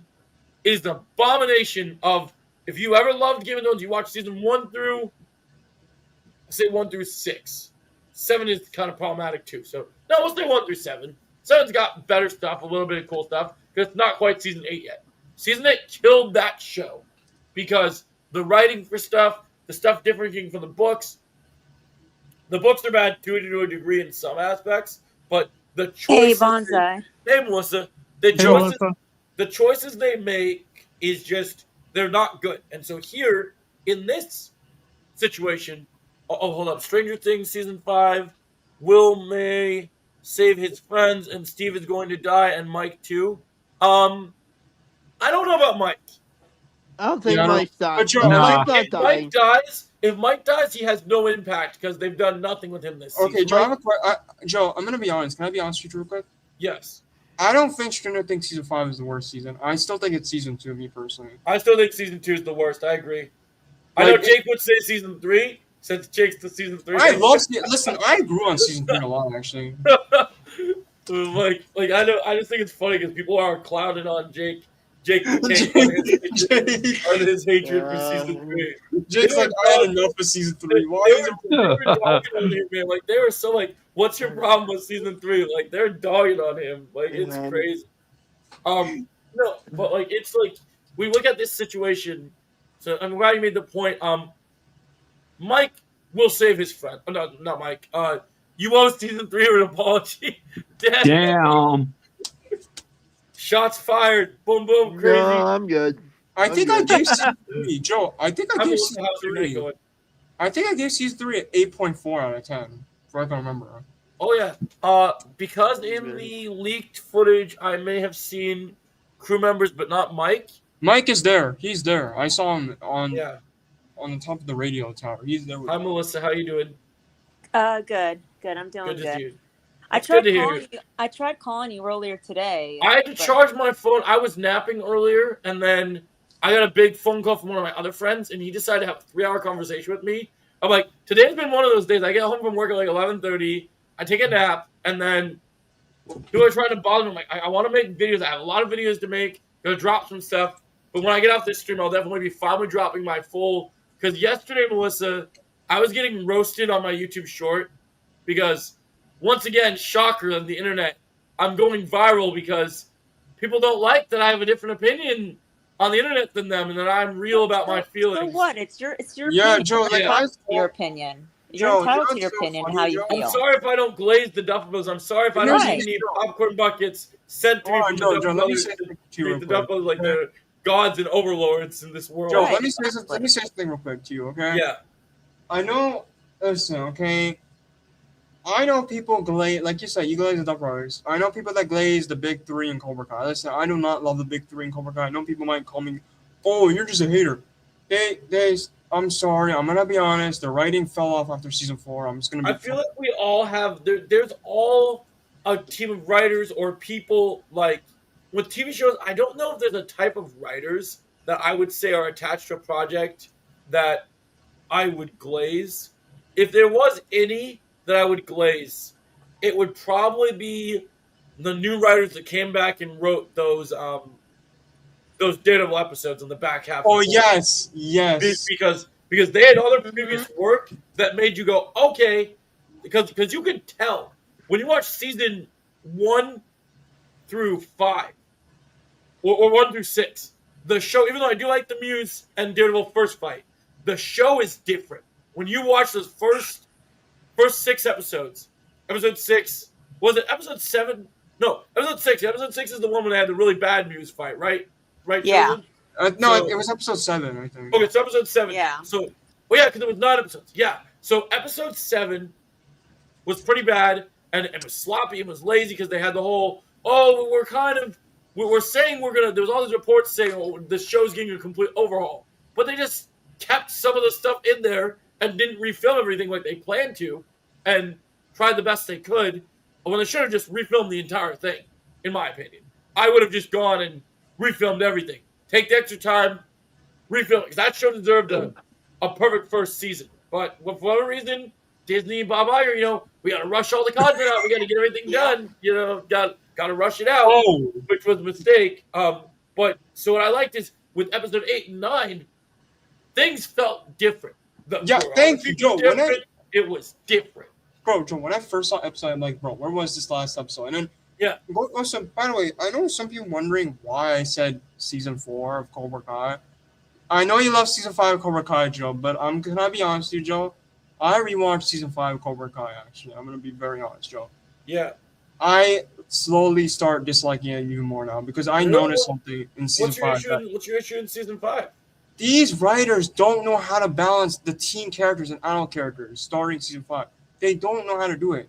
Like, I noticed it. I'm like, can't you just balance the characters out? Like, have Johnny, Silver, and Daniel, and then have some of the kids, too? Like, I didn't notice that, actually, when I was rewatching. I'm I like, felt yeah. in season 5 there's a pretty good balance of everything. I mean, we had the I don't Mexican think so, storyline, Joe. there was I feel like Robbie was kind of sidelined, and he was one of the main characters. But let's be honest, Chosen, and I'm just going to be real with you, and I know this might not like this take. Robbie is a great character, but we've known since the beginning of the show that he was always going to get the short end of the stick. That is true. I didn't know that, Joe. Trust me, I So- didn't. So for me, Robbie's arc, I'll take what we can get. We always knew he wasn't going to get amazing. But Joe, it's power. not only Robbie. Even Miguel was. Even I thought Miguel had a great arc in season 5. I Yeah, don't he think did. so. He was Yeah, I probably, did like, too. like he was kind of sidelined in season 5 for me. Like in No, like he the back did. He half. did great. He did so many things in season 5. I don't He know. saved Robbie. He made him. His arc was to make amends with his brother, and they gave him his storyline in Mexico. I just feel like and when he these- didn't finish it, it's okay. But Joe, we can agree on one thing. You know why that's the case, Joe? And we talked about this before. There's too many Cobra Kai characters out there before. I mean, I agree. There is a lot of characters, and they could have done a better job balancing them. But for the most part, with the job of the story, the finale of season 5 feels Perfect. like a finale. It feels like a perfect finale. It feels like it had Should have been stakes. the end of the show. Yep, it feels great. And the whole season, each of the episodes, I felt like they all kind of gave different stuff to build the plot, to move the plot forward. Like, Joe, can we be honest? You cannot tell me season 5 felt like a final season. that it didn't feel like a final season? Because you got freaking Chosen Silver fighting with swords. Like, Oh, it that- definitely felt like a final season. It Like, bro, Yeah, had those right. vibes. like people keep saying season 6. Bro, the only reason why season 6 is the final season because they wanted to finish Johnny's story. That's the whole reason. I mean, Melissa talked about this. We think season 6, you could have done a different story with season 6, but we think the Sekai Taikai should have been a movie. We think Yeah. the Sekai Taikai should have been a Cobra Kai movie, and that's what they should have done. So it should have been season 6, should have focused on a different story. So the only tweak I would make to the season 5 finale is I would have had Master Kim, Wolf, and Quan and the Korean teens come to the valley at the end of season 5. That's and then, the biggest missed opportunity. And and then in season 6, you could do a little story of big kind of war in the valley, but then the movie would be the actual Sekai Taikai. So I'm sorry, but why did I'm gonna be honest? When I was watching season 6, I'm thinking into my head. They said that this was gonna be the biggest season. Why didn't it didn't feel like a biggest season? Because we all thought that it would be a full-on war, right? With Master Kim coming in the show. yeah, What was that? Yeah, Yeah. that's what I. they clearly Thought underestimated. They clearly underestimated different things. It felt like it was a whole thing. I mean, the whole thing. Like we can say at the end of the day, oh, season 6 wasn't great. We had our vibe about things. Like season 4 of Cobra Kai is underrated. Don't tell Chosen that. Chosen doesn't like season 4. Yeah, I'm gonna be honest. Like, listen, I don't think season 4 is bad. Like, I think Silver carried that season. By the way, I'm gonna point it out. He carried that season easily. I Like, I like feel like we knew that though. I feel like we knew he was going to Season carry 4, that honestly. season though. I feel like we knew he was carrying that season though. And not only that, I feel like there's some good character arcs, like Kreese, Hawk, Dimitri. Like, there was still some good things. I'm not gonna deny. I love the Eagle Fang stuff in that season. I love. Oh yeah, that was Eagle actually Fang really good. I'm gonna admit it. is so good. And I love the stuff of Johnny and Daniel bonding. I don't like towards the end of the half where they split up, but I liked when they were working together and making amends. And, Like, and listen, the jokes, I the Johnny moments are so good in that season. Like, I love this scene when Johnny's having them for the training, having them clean out his car.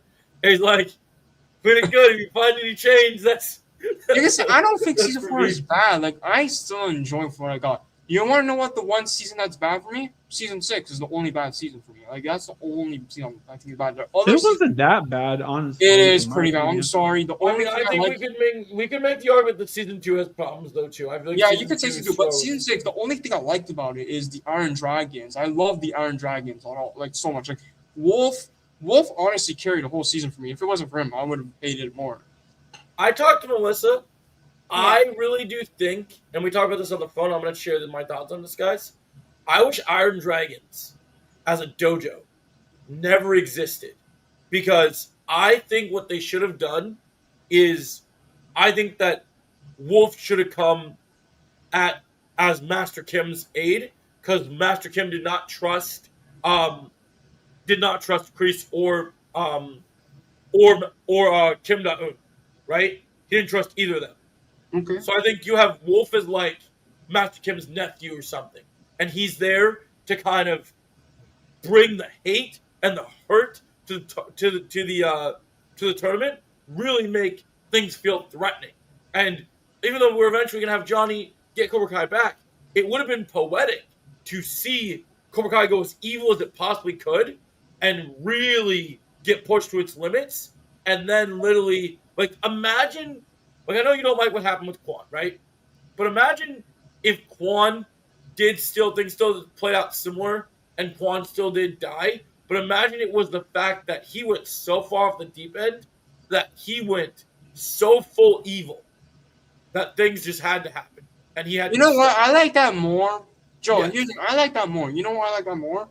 Because Kreese, I'm sorry, okay? I said this before. I'm gonna say Kreese should have never been the main villain in season 6. I keep saying this before. It should have always been Wolf, okay? I agree with that. I think they should have just come out with a new villain. Like I think there's an argument when you in writing in saying, hey, Master Kim is older, so we can't necessarily have him fight Johnny and Daniel and all those other characters, but we could have him bring in someone that does the fighting for him. And Master Kim's kind of more the brainiac of the situation, the kind of from the scenes pulling things over the curtain and just kind of setting up things in motion.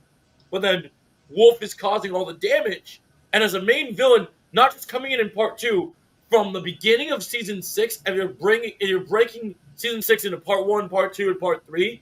Imagine Wolf in each part doing something that brings new level of devastation to each of our main characters, right? Imagine someone gets hurt in part 1. Like, you know what I would have done? Have Wolf put Mike Barnes in the hospital in part 1. In part 1, you end part 1 with Mike thinking he can take Wolf, and Wolf is taken out. And then in part 2, you get ready, and then you keep upping the stakes. You keep having things And happen. then Quan dies. Yeah, you could have that happen too. Oh my god! You see, and this is the problem with the season. There was no. The problem with part I one. know. We were on a different topic for a minute. We'll go back there. I promise. We'll go back to a sec, but the problem I have in part 1, Joe, I'm glad you brought up. There was no stakes in part 1. Zero. I agree with that take. Yeah. I mean, you could make the argument that it was, even though we all knew it was going to happen, I'd say part 1 was dominated by the impact and trauma of how Tori dealt with her mom passing. But I think the problem with that is, Watch He was Party too said this, predictable. I've said this, we've known her mom was going to die. It was Yeah. perfect. so We've all long. known it. And you want to know something kind of crazy that this might be a hot take, this might be a crazy take? I really wish that, I know this is horrible to say, I wish Tori's mom would have passed sooner. Because I think that it was so predictable. And, people die when they die, whatever. But I know we'll get back on track soon. Yeah, I think that she, like in season 5, we talk about her having a great arc. Imagine how great her arc would have been if she had her friends to guide her through her pain and her trauma on her path towards redemption. Because you're having all this stuff. Season 5 was a really tough season for Tori, and she was dealing with a lot. Right. Imagine they were someone was putting her through hell, and somehow it was all led up on her mom passing. Like, that would have been crazy. Of like, okay, oh wow, my mom's passing, but these devils are pushing me to my limit and trying to make, they're trying, I think this is the way to make me pull back and come back from all the demons I'm having. But then Sam's there to guide her and go, this isn't the way. Can help with that pain, can help with that trauma. We can, if we weren't, Giving him something. if we weren't pursuing a tournament and we actually let these characters have time to breathe, it would have been fine. Can I bring something up, Joe? Yes. About Cobra Kai, real quick, about Sam's character. I seen someone, right? I like Someone this. was complaining to me, saying, "Oh, why do you think Tori is a better fighter than Sam?" You know why she's a better fighter than Sam? Because Sam is a side character this season. That's why she's a better fighter than Sam. What did Sam really do to put her above Tori? I'm sorry. I know someone say, "Oh, but Hayden said, but she's the best." That doesn't prove anything. He doesn't have actual evidence of her being a better fighter than Tori. There's no actual evidence of that. You gotta show evidence of that to see, oh, okay. Because she didn't really do anything in part 3. Like, how can you tell me that she's the best fighter if she didn't do anything in part 3? I mean, she did kind of best her though in part 2 whenever they fought. Yeah, but that's part 2. I'm talking about part 3. Well, I wouldn't put two shows against each other. They're so vastly different. I wouldn't say one is better than the other. Yeah, I'm glad you brought up the show. I don't know why people keep comparing both shows, honestly. I would say that. Oh yeah, we'll mention that in a second. Underground. I would say that they're both, for me. I have a special connection to Cobra Kai because of me doing martial arts. I feel more connected to something like Cobra Kai compared to Stranger Things. But I enjoy both shows, and I get good things out of both shows. Thank They're you. just different. Underground. That was season 4. I'm talking about season 6. Like season 6, she doesn't really do anything. Or I'm we like, just we're just tracking feats on top of feats at this stage. She and Tori did train together in episode 12, and she yeah, did, but that's not really. Yeah, that's Yeah, but that's true. not. That's just training. You gotta give me an actual fight to say I'm part 3. yeah, but they weren't really going to actually fight, and that's what a part that I really actually liked. That Sam chose to forfeit because Tori needed more. Yeah, How but about the fact yeah, that that just you're proved not gonna that. like- Listen, I that didn't- proved. Hold on, To Joe. be honest, that would have. To be honest, having them fight just would have undone. Okay, I understand done. those, but here's the thing. Here's the issue, though. Her forfeiting means that she's not better than Tori in part 3. Because if you're gonna actually have her fight, then okay, you have something to prove. Truthfully, I agree with Joe. I think neither. I don't think neither one is. I don't look at. I look at. I look at both of them, and I don't think neither one is better than the other. Someone said, you know martial arts, I know kickboxing. I know karate, Krav Maga, kickboxing, and boxing in general. So yes. Hey, Yeah. Joe, you want to Yeah. tell them about Ralph's interview with people about them resetting the. Oh my god. Someone put that on the. Someone put that. One of the people mentioned that in the chat. Yeah. Yeah, like Ralph said he wants to reboot the Karate Kid. Oh yeah. I saw that. It's more of a reset. It's not a reboot. It's like the MCU saying after Secret Wars, we're gonna Oh, reset. you're serious, It's man? more of a reset. Hold on. You're telling me after 6 or 4 or 5 movies, right? And 6 you wanna okay. Congratulations. Reset, not reboot, meaning like telling. Yeah, but why? Why you want to reset the whole universe? That's understandable. I mean, it's not for everyone. It's totally not for everyone. You can like both. How? Joe, looking into would that they universe, do that though? It's Joe, my looking into that comment, though. question. Joe, looking into that comment, though, I think it means that we might be getting the Cobra Kai spinoffs first. We might be taking a break from Johnny and Daniel Yeah, that makes sense. for a while. I mean, And they had their shine. Yeah. And then when they say like Karate Kid reset, I mean like they actually bring Johnny, Daniel, and maybe Li Fong into a Karate Kid movie to get together. They could do that. Like I can in a see that. tournament. I know some people are not and gonna like chosen. it. Okay, can I just say, I know some people are not gonna like that, especially that one person. I'm not gonna mention his name. But Joe and I talked about it, and we would be down. You talk about karate. I just hope my only concern for this, please, so don't let Sony be the one to be in control, because I know Sony. Netflix is partnered with Warner Bros. now. Yeah, they could do. They could. Yeah, do but that. Sony is still in that area too. You can't. I mean, think Well, about maybe like this, Sony- now that maybe- they're maybe- partnered. Now Yeah. that they're partnered with the Warner Bros. They've got a bigger budget. So Well, that the problem with that most is that Will Smith owns a fraction of the Karate Kid franchise, and through Sony. So Sony owns. If you watch Cobra Kai, it says Netflix and Sony Pictures, right? and so Will Smith owns a pretty big chunk through the Sony Yeah, deal. he does. He owns a pretty big chunk of the Karate Kid franchise. So you got to get permission from Sony from that. And you So know, Sony would have to admit, other than their Spider-Man rights that they will never let go of, they would have to make some deal where Netflix would have to say, hey, we're going to do this, but Warner Bros. Wants to produce it and do this thing. So we don't trust what you've done in the past because you made Karate Kid Legends the way you guys wanted to, and you stole our star and didn't utilize him. So, but Joe, you know the issue with that though? yeah, I guarantee you Sony's not gonna do it because you know Sony too well. I think they will do it.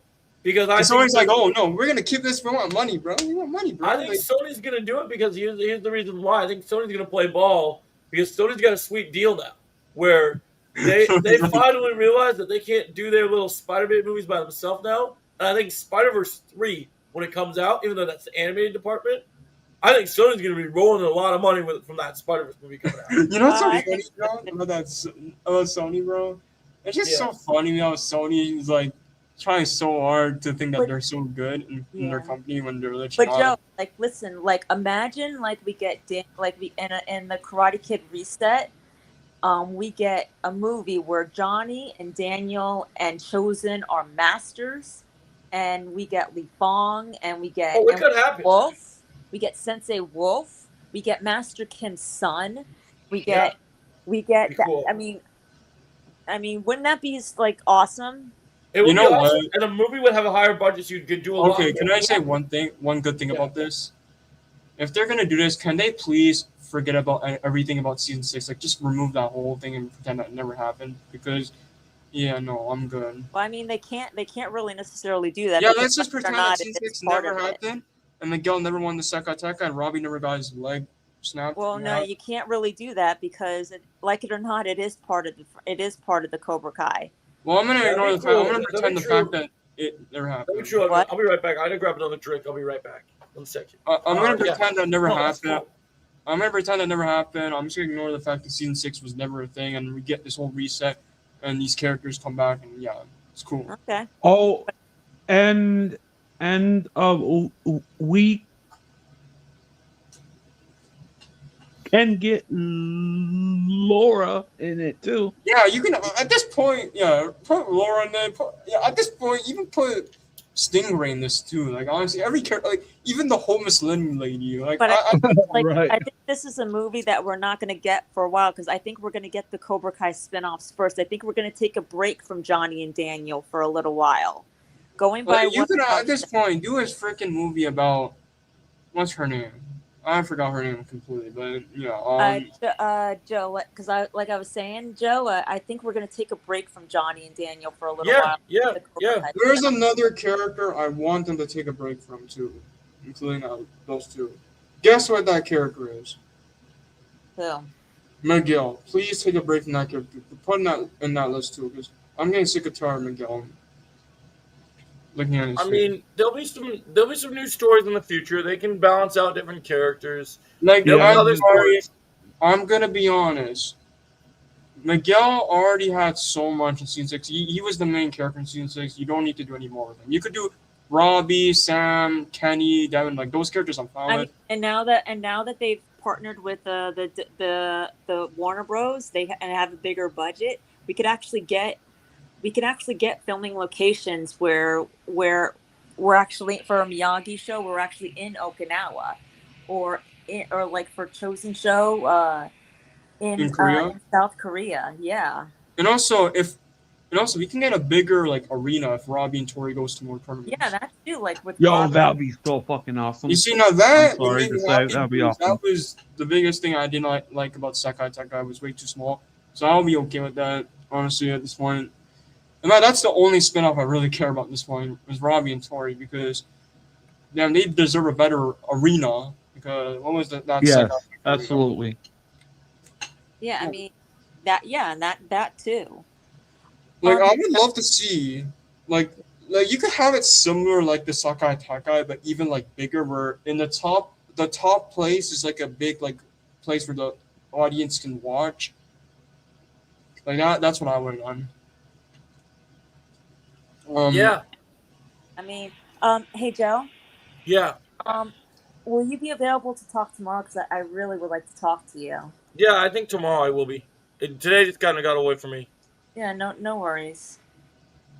But yeah, I mean, today I am gonna watch part 2 and part 1 of Stranger Things, guys. But this week has just, and for a few months now, it's just been really, really, really busy and not really the greatest few months for me. Just been really, really busy. Yeah. Oh, they're all good. No worries. And Joe knows why. I mean, he doesn't have to say it out. He doesn't have to say it out loud, but he knows why because I've talked to him about it.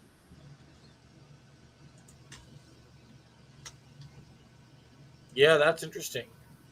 Yeah. Oh, and I'll be honest. If they do,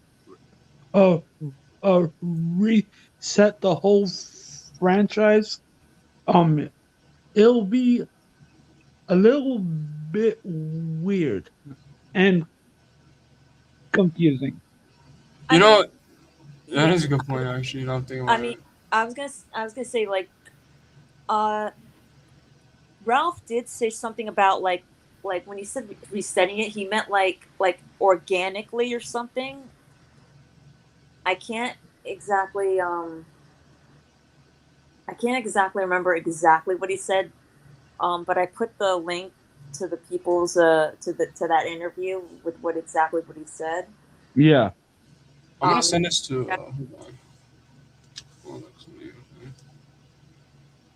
okay. So I don't know if he necessarily meant. So I don't think he necessarily meant reboot, or I'm not sure exactly what he meant. I think reset. Yeah, Wait, hold on. Reset. Okay, I'm trying to figure out. There's something I remember, but okay. Yeah. And I don't um um yeah and I am having trouble seeing it without uh crease and silver. it's hard, but Yeah. it's hard, but they'll find a way to do it. You know what's funny? If this is a reset, you know the final scene is, guys? Before the reset, it's the Karate Kid Legends post credit. I'm just gonna bring that up. I was gonna bring that up. But Yeah, that is a good point, Chosen. yeah. Not gonna lie. So that's the final movie. So that's the final thing before the reset, the Karate Kid Legends movie. That's something I will say. That is something. Something in a bad way, by the way. Not in a good way, in a bad way. It's something. Like, wow. Yeah, it's freaking weird. Yeah, you should have ended Just say right after season 6. Why would you? Okay. That'll be better because season 6 is the final season of the show, right? So, yeah, and as much as I don't like it, it's still. it would make sense though. Hey, Underground, you know what I mean? Like, maybe one day we get like a movie of Homeless Lynn annoying Johnny. You never know. I know Underground would love that. I know Loves Homeless Underground. Lynn. Underground, you love Homeless Lynn? Is that a fact? I never said I did. Oh wait, no, hold on. He loves. Wait, I get it now. He wants a movie with Anthony Lapusso. We're gonna get Lapusso anyway. Yeah. Right. Yeah, we're getting Lapusso. Underground. Are you excited for Lapusso?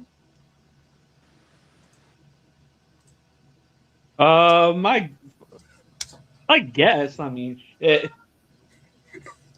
That's funny, Underground. I'm sorry.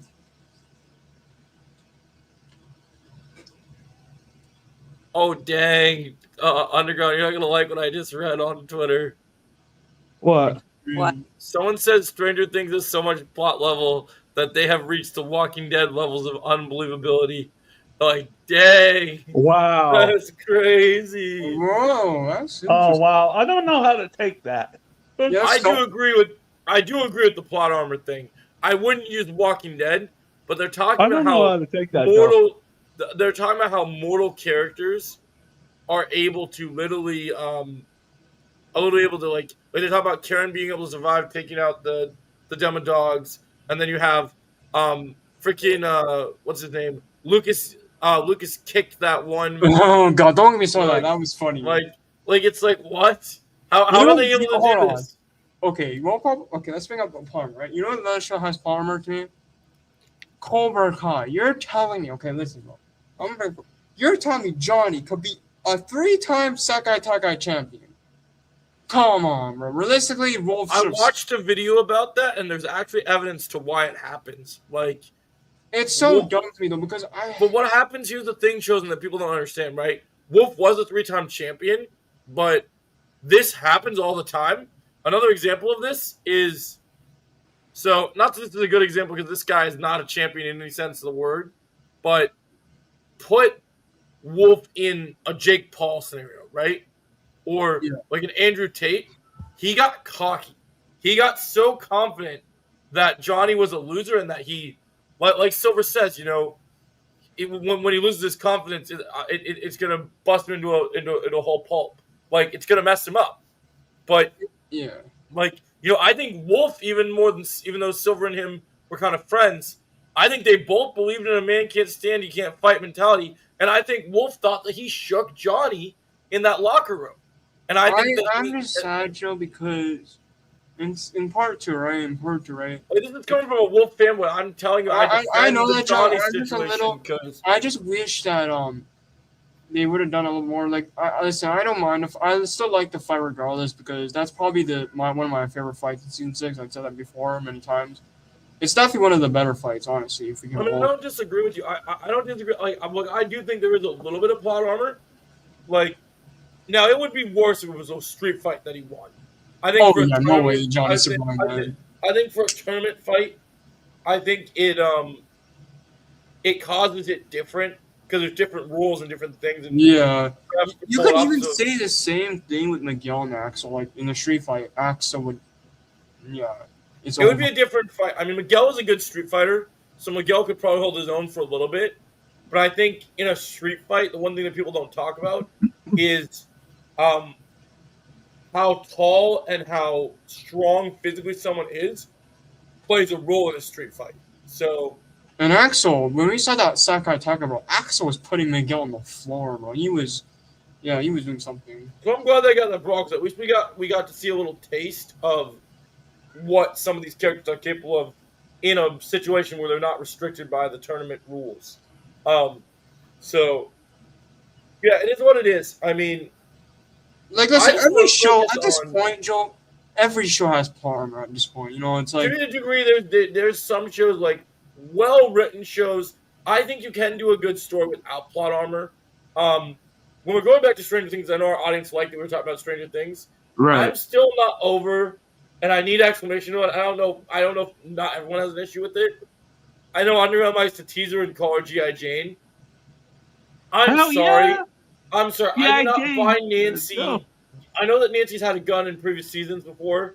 I don't buy Nancy being on top of the truck and being able to execute the trained military soldiers. okay, what if And- I say it's the most unrealistic scene in season 5? I would agree. Because I was Because to rewatching me, that scene. my issue with it is Go ahead, Joe. that there's no references of her being that good. And these are And military. here's the thing: if you wanted to Nancy to fight the military, we could have had like, man, it's a big missed opportunity. But you could have had her fight. You know how we saw the Russians in season 3? Yeah. We should have seen her fight those Russians. Like, I can believe Hopper survived in the military because Hopper had military training being a cop. Yeah, Hopper no, is more realistic. It's way more believable to me. Now, with Let's Go G.I. Jane, dear God, Underground. But I just I think Nancy. My issue with that whole scene is just there's no references like anybody can learn to load a shotgun and pick up a shotgun and be good with it or a rifle, but it just doesn't make sense for her to be so good and so accurate when we don't have any references of it being possible. And like, You know anyone- what, Joe? This is not the first time this happened with Nancy. You know my biggest issue with the season 4 finale, and I told Jake this. did she- I'm did she use sorry, the gun it there is too? so unrealistic for her to beat Vecna in a shotgun fight. I'm sorry, that was unrealistic. I'm sorry. Oh yeah, where she used the shotgun to like hurt Vecna. That's why he's hiding. Yeah. I remember that. I never really got too much seconds about it because I was like, okay, well, you know, they have to beat this. That sort of thing. I'm willing to let it slide because Vecna is kind of these powered characters. I kind of think like in the same sense in like a comic book, right, where Superman is all powerful. We got to kind of find these little maneuvers and little kryptonites to deal with this stuff because Vecna's not like Thor. He's not immortal. He can die. He can be hurt. It's not the only that thing crazy. that doesn't get hurt really is the Mind Flayer. Yes. The issue I have with the soldiers thing is that these Nancy's what? Is Nancy 20 or how old is Nancy? I think she's at least. I would say I'm gonna research. I think she's 19 actually. I'm gonna Okay. So a 19-year-old girl who knows how to use a shotgun, there's promotion of her using a flamethrower against Demogorgons, whatever they got, she's clearly good at weapons. What qualifies her to be the Punisher on top of a truck and take out and take out all the soldiers? Like, I'm sorry, Joe. That was funny. like I'm sorry. Like when I saw that shit, I was like, Listen, No. I think here's the thing. I think it's a cool concept, like a cool like paper concept. But the way it's executed, I'm sorry, no. if we got a scene of her maybe going to the shooting range or something, maybe showing that she became somehow, maybe someone taught her, maybe Hopper taught her how to be a skilled marksman, or someone taught her how to be good with guns. Yeah, I could maybe let it slide, but for her just to be that good, it just doesn't work for me. I know some people are gonna say in the comments, "Oh, welcome down, Nancy Wheeler," for that scene. Who said that? I've seen a lot of people say that when that scene played. I hate Like, listen, that, man. I understand. You know, they love Nancy's character. I understand. And Boot camp or something. Yeah, I mean, I'm just not gonna not call out bad writing. Like in my Stranger Things review, I'm gonna put the clip of Deadpool where Deadpool says in the first movie, "That's just lazy writing." Also, Because literally, it is Well, really guys, fun. it's getting kind of late where I am. It's like 12 o'clock midnight. I know, Melissa. No worries, you're all good. Yeah. All good, Melissa. No I want to worries. stop by and say hi and join you guys for wherever I can. And I Well, promise it's good. I'll do Good the to hear best from you. to watch Stranger Things Part 1 and 2 this week. Have fun. Yeah. Well, so Joe, you said you'll be available tomorrow. Yeah, I kind of got my Christmas celebration plan with my family, so I'll try to be available my best. Okay. So what times would be good for you? I don't know. I'll just let you know throughout the day. I'll figure it out. Do you have work tomorrow? Yeah, it's my Friday. I'm working till noon. Okay. All right. So maybe I'll call you like maybe 3 o'clock, 4 Yeah, it o'clock. just depends what my plans are and what time they take place at. Yeah, because I really need to talk to you. No worries. All right. Sounds good. See you guys later. Okay. Yep. All right. Bye. Jake, you need to go to bed, bro. You sound so tired, man. Yo, yeah, Jake, for Like, real. we're diving deep into your favorite show, and you're just like, I can't. also, bro, I'm Joe, tired. can I bring up something real quick? You know how long I think the bridge should have been? Now thinking about it, I really thought about it. If the series finale is 2 hours and 8 minutes, right? Mhm. Me personally, I think the bridge should have been 1 hour and 55 minutes, nearly 2 hours. That would be a good idea. Because you can obviously explain more of the lore, right? With that much run times, right? One thing I'm worried about with this finale, and I'm glad that you mentioned this with run times, is you seem to think, Chosen, based on what you told me, that a huge chunk of this finale is going to be this final battle. Yes.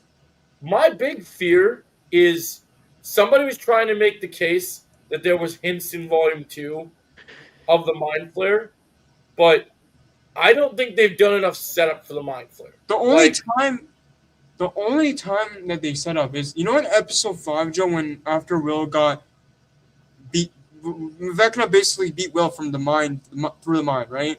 You see Yep. the shadow particle going through the radio tower. That's the Yeah. first tease, right? The second tease is, you know, the scene where Vecna is in that new lair, and you see Yeah. like a heart, right? The heart is beating. That's the mind flare. That's the second tease. And then the third tease, it's like a tree, like it's kind of like tree looking. That's the mind flare, basically. With Those those like- three teases, I feel like they could have done a better job of still setting it up. Me personally, you know what the cliffhanger for Volume 2 should have been, actually? I would keep the scene where they're all doing the whole, like, you know how they're pulling out the candles and stuff in the end? Yeah, I would keep that the same, but then after that, you see the mind flare. that would have been nice. Yeah, the nice little tease. Because the thing I'm worried about is, I know we're gonna have another encounter, a big fight with Vecna in this finale. I can just feel it. But my one fear is now that we had the whole mind control thing, my whole worry is that with all this training that Hopper's been prepping for 11, my big fear is that 11's going to become so powerful that she's just going to dust Vecna now. Like my theory that I've cooked up is that the reason they've been holding back on 11, and I don't like to use this term because I don't want to be one of these haters or one of these what like some people used to say on the sequel trilogy nonsense. My fear is she's going to go Rey, and she's just going to be like Rey / Captain Marvel times 10 and just trash Vecna. I hope You know, not. You know what I love? hope not either, but I'm just saying, like, that's It's the one Vecna. thing in the back of my mind that I'm looking at that I'm like, why are we holding off on 11? What is the reason that we Yeah, have? and Is Joe, it you just know that we what's so forgot about our crazy? character? After Volume 1 came out, you know what I told Jake? I told Jake this. After Volume 1 came out, you know what I said? I said Vecna is stronger than 11 this season because they really did nothing with 11 when it comes to her powers.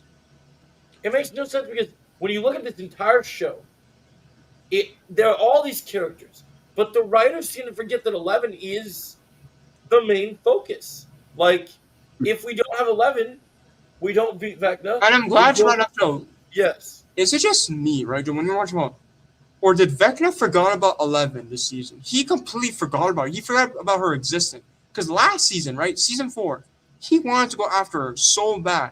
What happened to that?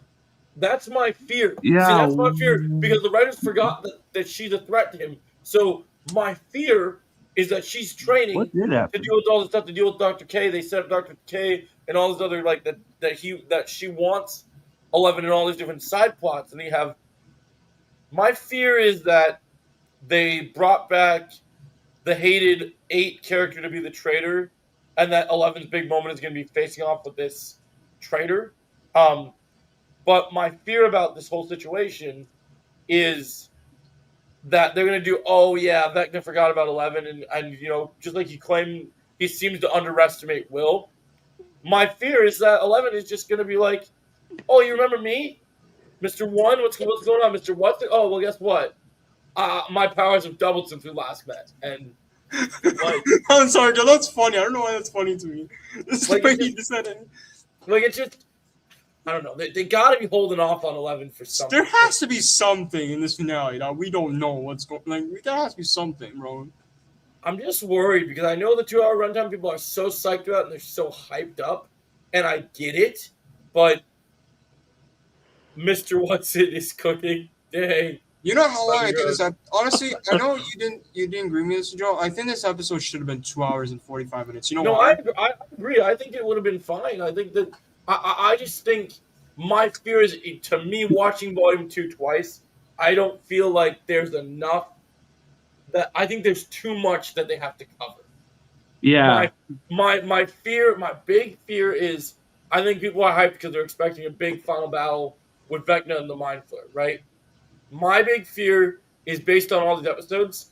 I really hope that there's not chunks of this finale where we're still at the whiteboard doing the whole, let's get this weapon, and on Dustin, here's the radio, and I don't think so, Joe. we're You gonna know, go do this, and yeah. I don't think so, Joe. You know how I think this episode's gonna start? They're gonna be in the truck, right? And then they're upside down. They get out of the truck and they're in the radio tower. That's how I think the episode's gonna start. It's gonna start right where the action. As long as there's no exposition in this episode, I think they'll be fine. Like all they have to do really, just go straight for the action. Just go straight in. Just go. They Exactly. They need to lock in, because the thing that's really annoying is they need to lock in, because the thing that's really annoying is the fact that like I was telling people this earlier. We were talking about this the other day. The thing that bothers me is the thing that bothers me is the thing with how do I even word this? The thing that really bothers me is the fact that, in some of the scenes where they do the whole exposition thing, telling the plan, talking about the plan, whatever the plan is, you get these weird moments where Lucas is trying to explain at the same time they're like be a part of it, just kind of stand a part of the crowd, and they make him look like a dang cartoon character, like when he's trying to figure out all this weird exclamation stuff, and like, yeah, they can lock in on the action, cool, but they better take this stuff seriously. Like, people need to give us a finale well remembered forever. Yeah, agreed. Because They start killing some characters, bro. It's time to Yeah, You know what I I- know. you know what I- crazy. Now think about it. You know what episode 7 should They have been need like? to. I think the first half, right? Keep the first half the same. Keep the whole reunion with Max the same, right? Keep that whole thing the same. But the first half should have been the explanation, right? You explain the whole thing. The second half should have been full on action for episode 7. That's what I My would do. question is, here's my question for you guys. We want these characters to have story arcs. If Steve dies, do you think it's going to make Dustin worse than he already is? Or do you think it's going to fix his character arc because he's going to be mad at himself because he didn't spend the proper amount of time knowing Steve because he was so worried about I his think bond he's to gonna Eddie. realize, because the first time he was being a whiny little boy, right? In the first half, right? Yep. I think this time he's gonna finally realize, like, oh, I was so worried about what happened to Eddie, but I didn't realize that Steve, I haven't been around him that much. I want him to kind of come to terms with that these people dying in this world, it's not all on him. It's not all his fault. It's sometimes, like, Steve is the kind of character, and I don't think a lot of people think about this. The reason why I'm so certain that Steve dies is because Steve is the kind of character where, much like another Steve, Mr. Steve Rogers, he stands up for what he believes in, and I can see a scenario, as much as I know that she doesn't want to be with him, I see a world where something happens, as much as I don't like the character very much anymore. I see Steve not only trying to save Dustin, but I see Steve trying to save Nancy, thinking that he's doing good. I could see Steve really undergone. You know my only issue with this though, Joe? Yes. I'm gonna bring up something, and I told Jake this. You know how there's we all know there's gonna be an epilogue, right? We already know this. The end of the show is gonna be epic. You know what I saw? And I hope this is something that they throw us off with. Steve is in the epilogue. I hope that's a throw off for us, because I do not listen. I love Steve to pieces, but if there's one character that should die for the stake, it should be Steve. I'm telling you, if it's only 11, it's an issue. Like, Now, the one thing that I'm kind of coming to terms with, and I don't know if you've come to terms with this yet, and I'm curious how you feel about this. I really do think if 11 truly dies, I can't see Hopper making it out, because I just can't see Hopper losing both his kids, and especially at his age, he doesn't have to get killed, like die from Vecna, but he's going to have a heart attack. Because if you lose both kids, there's no way that he doesn't. Like there's lots of ways that people can die, and there can be stakes, and people can fight it. I can't think him taking it that 11 dies. Joe, you know how you mentioned there's a shot earlier with Hopper? I don't think that's because that 11 dies. You know what people are theorizing about that shot? You know how people think that Callie's the traitor? Yes. What if Callie's distracting Hopper while 11 dies? You know what she's going to distract him with? He sees his daughter, Sarah, again. Oh, she could do that. She could do that. That's a good theory. That's a good theory. If she distracts him and he's... Man, dude, that'd be crazy heartbreaking. That would actually make this finale so much better, honestly. That's my fear with this finale, man. The thing I'm over with that I learned from this season is, I know people say that this isn't the worst season, but you know what I was talking to a couple people on PlayStation Party the other day about that goes crazy to me? If they die, I'm playing Wiz Khalifa See You Again. Oh yeah, That's a good song, by the way. It's a really good song. Yeah, I was gonna actually make a music video of Stranger Things for that, just depending on how the finale goes. But so I think I was saying is, the thing I've noticed is, I see all these great theories online, right? And if you remember, when the sequel trilogy of Star Wars came out, I know that these are two different things, shows, movies, whatever, but just remember this time.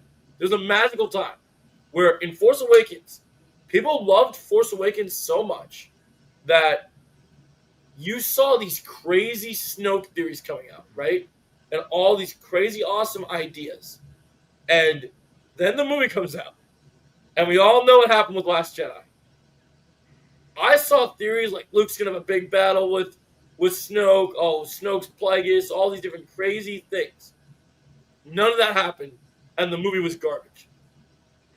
Yeah, keep I seeing- agree with I that. keep I seeing agree. I keep seeing really good theories. My fear is that it's not going to. The theories that the fans come up with, the fans should be writing the dang show, because my fear is that the show's not going to live up to the expectations of fan theories and hype. You know, Because it already if isn't. I was Joe, okay, if I was in the writer room, let's just say they hired me as a writer for season 1, right? You know what I would have done for the season, and I feel like I know what fans really want in this season. I think first off, I'll make season 1 completely different. It shouldn't be about the whole kids plot, whatever Vecna wants the kids. That's not. I wouldn't do that because what? Okay, I want to make the plot about Vecna. Finally, he has Hawkins with his bare hands, right? He has that place, right? And then the Upside Down slowly goes to the Hawkins, right? And then, everyone's so worried. Like, what's happening? What's happening to Hawkins? Like, what the heck? Like, what is going on here? Obviously, this whole season is mainly about Vecna getting what he wanted. That's what the season's mainly about. He finally got what he wanted. He got the Upside Down Hawkins, right? That's what the theme of is the season. And then throughout the season, you see creatures like the Demodogs, the Demogorgons just attacking people. It's a full-on invasion throughout the whole season. Like, it's crazy stuff. Well, like, freaking the Demogorgons biting off someone's head off. Like, that's how crazy it is. But I would keep the whole military thing. Hold on, let me explain. I would keep the whole military thing. Here's the thing, though. Dr. K would be a much bigger villain. You know what I would have done with Dr. K? I would have her work with Vecna. I would have Dr. K team up with Vecna. Like, she's secretly teaming up with Vecna. I'm surprised they're not aligned, because their goals are similar. Like, it's very interesting that they're not aligned. That's why I was gonna bring it up to you, Joe, to see what you think of that. And You know what I'm really worried about? You know what my real fear? We talk about like Vecna getting taken out. You know what my really big fear is that I'm really starting to worry about, and I think Volume 2 cemented it to me so perfectly. I really feel this redemption coming, and I don't want it. please, Me either. here's the thing. I don't want it either. If they just kill him off without any redemption, okay, cool. Because I'm fine with it. Go ahead and kill Vecna, because at least he was a good villain and he did some shit. Hopefully, that actually he didn't get any redemption. He was full on evil. Yep. And he stayed a villain. Because my fear is, I have this image in my brain right now of me sitting in the theater, and my reaction going out of the theater is going to be so bad if this happens. I have this mental picture of Vecna turning back to 1 in like a white lab coat and looking like normal, like how Jamie normally looks, right? And I see him in 11 standing against the Mind Flayer, and them like, this is like the Luke Skywalker taking off Vader's mask type moment, where they're like going and like defeating the Mind Flayer together. I'm just like, I do not want that to happen. You know what that reminds me of, Joe? Yeah. It reminds me of Rey and Kylo Ren fighting. I was about to say that. Yeah, Rey and Kylo Ren, that's the vibe. I'm getting this. The Mind Flayer coming back. You want to know something? You want to know a crazy take to me, guys? And I want to know what you guys think about this. Whenever I keep hearing people mention the Mind Flayer in this final season, because of how absent it's been, I feel like the Mind Flayer to me is somehow Palpatine's return. Because it just feels like the Mind Flayer is going to come out of nowhere, and like there's no build up for it. Okay, I have a question for you, Joe.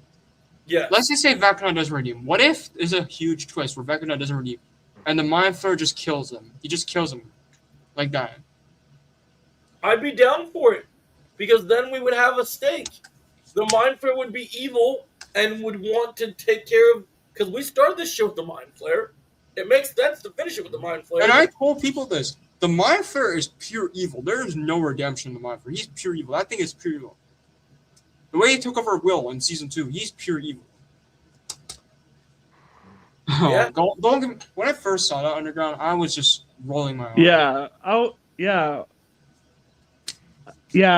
was like, wow, really? Let me guess. At the end of the show, Eleven's gonna say, "I'm Jane Hopper." Yeah. Right. Oh my god. If that happens, oh my God. I'm gonna lose it, bro. I'm gonna be like, oh nah, bro, you're doing this now. Or even better, Vecna's like, 11, I'm your father. Do you know what I really want to know? This might That'll be a be big some question bullshit. because Jake has been a very strong like W person when it comes to this season. Jake has like even though Jake clearly has his hatred towards season 3 for whatever reason, Jake has been very like when it comes to season 5 so far. I feel like he's been pretty the more reasonable of our group. Like he got mad at Max about the whole Holly thing, but I kind of want like, and I know this is a horrible thing. I kind of want this finale to be bad just because I want to see what Jake will do. I want to know, like, will he be so mad that he's going to just go crazy? Or, like, Yeah. are you just going to be like, it's all good. I got my Holly stuff. I'm chill. You know what's so funny? Or not funny. You know what would have been crazy? Joe, imagine episode 5, right? Imagine Vecna actually killed Max in that scene in episode 5. It'd be crazy, man. But That'd be I'm great. telling I'll be like, whoa. Here's the thing I tell people, and I will continue to tell things, and I know that people will make the argument this is 11's show, which it is to a big degree. But one Yeah. argument I will make to that counterpoint right now is I know that they were filmed at different times, but I'm sorry. Stranger Things is about to get really lucky because Spider-Man Brand New Day is about to capitalize on Stranger Things hard. Like, I feel like that when people think of Sadie Sink in Spider-Man before it gets revealed what character she really is, even though I think I know, I feel that you're going to look... She did some interviews recently, and I really do feel that she... like, when I saw her in that scene, I was like, they're not going to kill Sadie Sink. Because in season 4, and I know people are starting to say season 5 is Sadie Sink's best season, all this crazy stuff, right? In season 4, Sadie Sink dominated that season. Like, the first time you saw the running uphill, the way that they used her character, Jake is quiet because he's writing the script for Slenderman 2. Dang! If that's true, then we're about to witness peak cinema. I can't wait for it. Or he could be tired. He could be yeah, also. So then should we tell Jake? Should we tell Jake the big news then since he's so tired? Yeah. They confirmed Holly's gonna die. You know, it's all. Yeah, Holly's gonna die in episode 8. I heard about that. Yeah, it's all gone, man. Yeah, she's gonna die. Vecna. So apparently Vecna, you find out he's like, yeah, you know what? Screw Holly. Let's kill her off. Yeah, the scene where he was choking he was choking Max was pretty crazy. But now Vecna's gonna be so mad and just like. Okay, can I bring something up, bro, about Vecna? Why Yeah. didn't he kill Holly, bro? Why? Like, Vecna, you were so pissed. Like, I saw the look on his face. And you know the moment where she runs away in episode 7, Joe? Did you see the look on Vecna's face? He was so pissed off. Bro, you could have just killed her right there, bro. Dude, there's gonna be like I can already wait. I know that you watched a lot of TikToks, Chosen, and you love to do like streams on TikTok.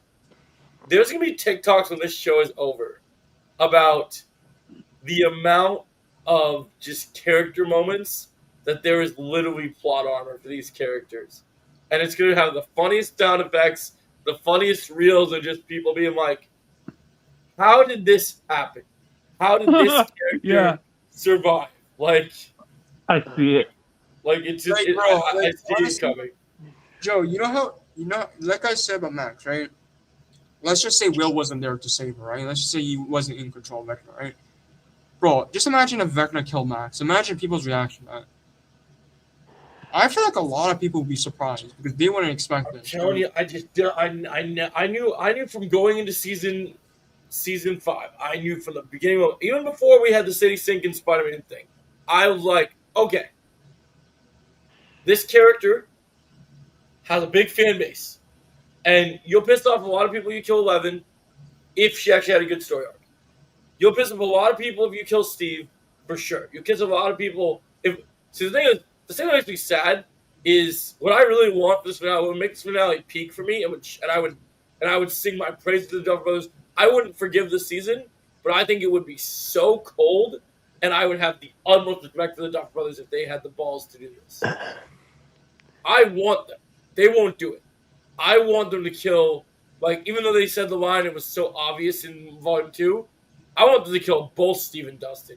Just to be like, yeah, you love these two guys? Look at Dustin. He's doing the most happy-go-lucky person, and now he's a depressed guy. And now imagine these two both have to lay down their life for this cause to save their friends. And then literally, Vecna just takes them out. Joe. It would be sad, but it would be brilliant. Okay, Joe, I have an even darker one for that. What if? Okay, I know they want to do this because I know the first one. What if Vecna killed all the kids in episode 8? I wish he pulled a Pennywise and did what he should have done. Bro, if he killed all those kids, bro, I would be like, yo, Vecna, I take back everything I said about you, buddy. You peak villain, man. Peak villain. Let's go. At this point, honestly, yeah, kill off those kids, bro. They were pissing me off in the last episode. Please kill them all. People are so mad at me because in Welcome to Derry, I was so upset that Pennywise took all those children and he didn't eat them, and I was like, bro, yeah, I'm gonna be honest. Kill them all. Do it. That was my big issue. Welcome to Derry. I know a lot of people have a show, but why hasn't Pennywise killed any of the kids? Actually, that's my big issue with that show. He should have killed one of them at least, because it is kind of funny that there's going to be a reel. You know what I noticed that's kind of hilarious? Did you guys see you know how in Welcome to Derry, how they resurrected a version of Rich and he flicked off Pennywise, right? Yeah. Remember the scene where Max flicks off Vecna? Yeah. Imagine someone does a compilation of those two scenes of the similarity. Because that's crazy, man. I love Max, but that's some bold crap. Because it's this guy could kill you. This dude, no, Joe. This dude literally broke your bones in last season. Yep. You cannot flick him off like that. What's that plot armor? How is Max even still alive, let alone in a coma? I'm sorry. Okay, Joe, me and Cry talked about this before. I think it was a few days ago. I feel like Max should have died in season 4.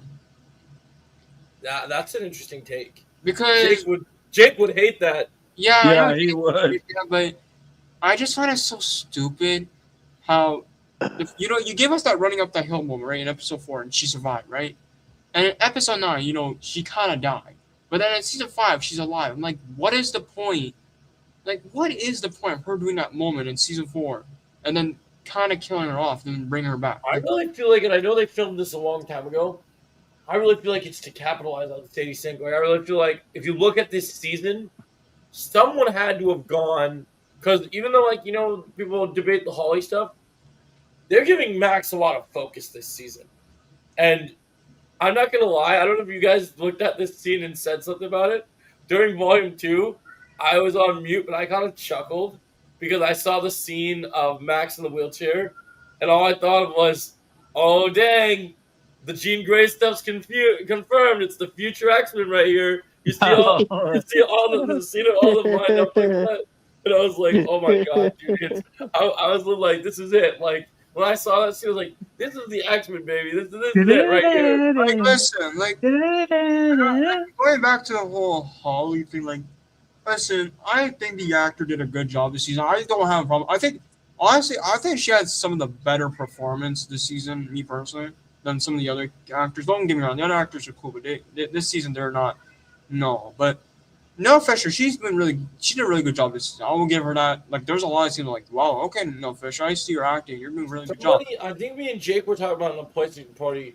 Someone had a really good banger theory for the finale, even though he hasn't done anything this season. You know what would make me really happy? If Mike sacrificed himself for Holly, I would be really happy. Oh. Because I think that they did a really good job with that setup of him giving her the figure and introducing her to the D&D world of like the Holly the Heroic, it'd be really cool, even though they've done nothing with him, to have him sacrifice himself for his sister. Yo, I'm glad you that brought it could up. happen. You know, Honestly. okay, Joe. I know. I'm glad you brought it up. Even though episode 7 is my least favorite episode, you know what? One is one of my favorite scenes in that episode. The scene where Mike is like, "Where's Holly?" and then Nancy reveals like, "Oh, she's back with Vecna." The look on Mike's face when she said that, and he's looking up at the sky. I'm like, bro, why did that give me chills for a second? It's Like, crazy, why? man. There's crazy aura with Mike, man. Mike sacrificing himself makes sense. I think he could. Like the way he's just looking at her, and he's looking at the sky and the upside down. You see, I'm not against Mike dying. I like Mike a lot, but in a world where 11 might die, why not take Mike off the board? honestly, and like, Part of me doesn't want them. Part of me doesn't want them to kill him because I like all the haters out there that just hate on Mike, and like it's really funny to watch some videos of the grifters. I hate this character. They should kill this character. you know what's so crazy, Joe? Yeah. You know what's so crazy about episode 7? You know why it's one of the lowest rating episodes?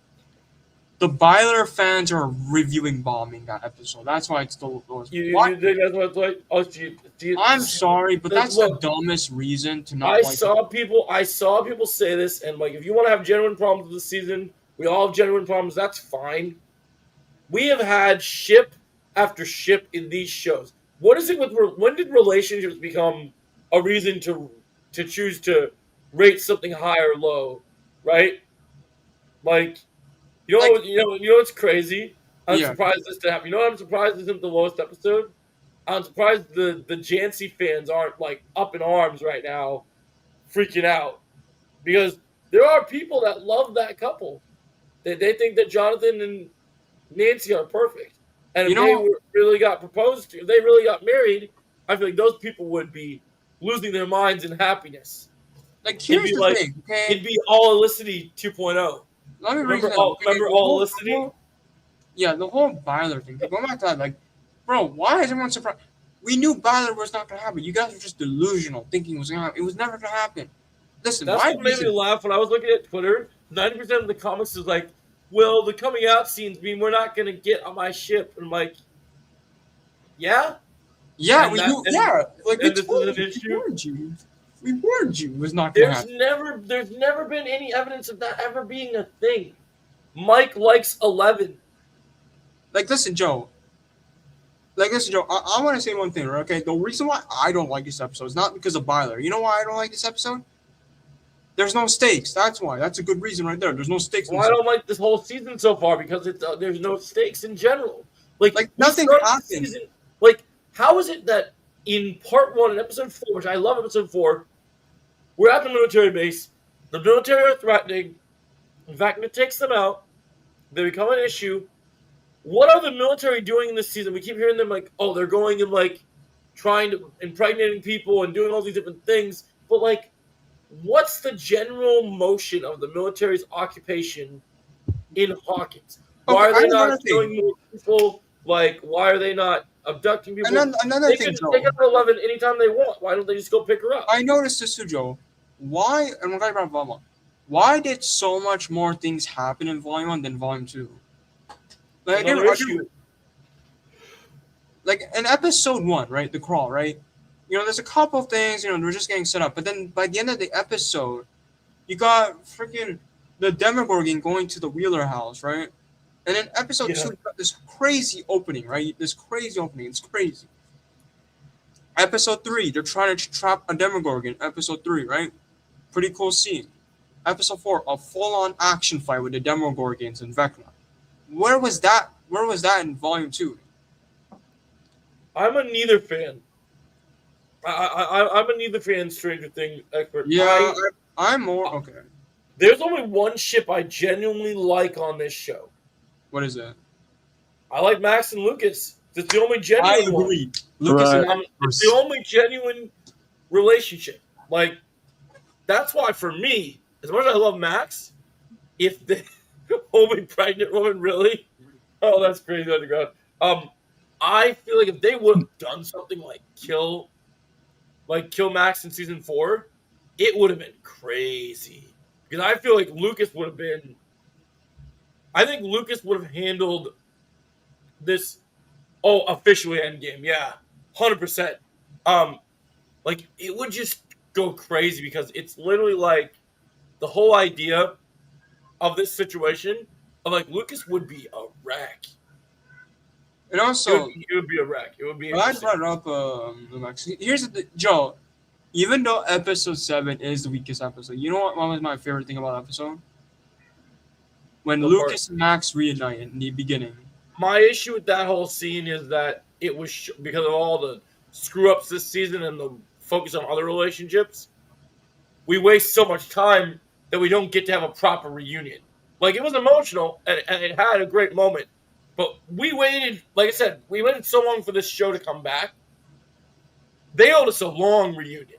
They owed us like that scene should have been like their love story should have been so much longer because this is such a like we talked about in season 4.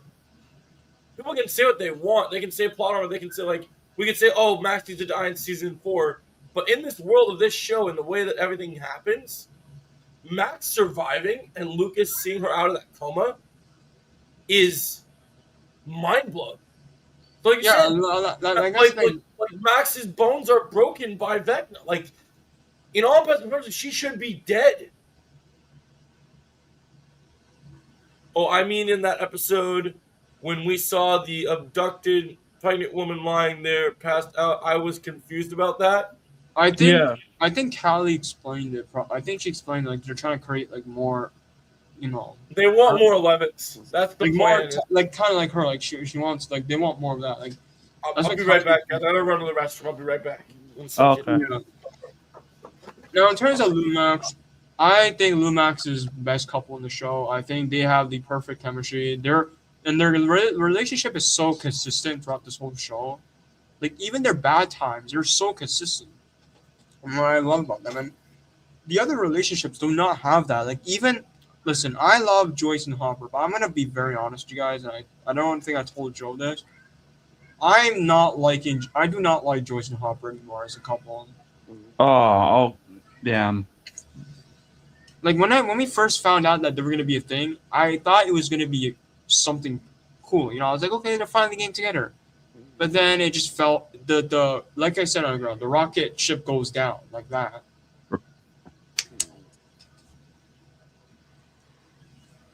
Like it's I think almost every relationship in the show is so inconsistent. I think the only one is Lucas and Max for me. How about Robin and Vicky? They're a good couple. I just feel like I think they're decent. I think there's a lack of them though. I think we didn't really see much of them. Yeah. But Lucas and Max, like especially this season, what I love about their relationship, especially this season, I love how Lucas immediately just left that room when the demo dogs came in. Yeah, He's he like, I'm not letting did. my girl die this time. Like I love Lucas for that, bro. He's such a bro. That's boyfriend material right there. I always like Lucas as a character. Like he's Yeah, always been one of my he's cool. favorites.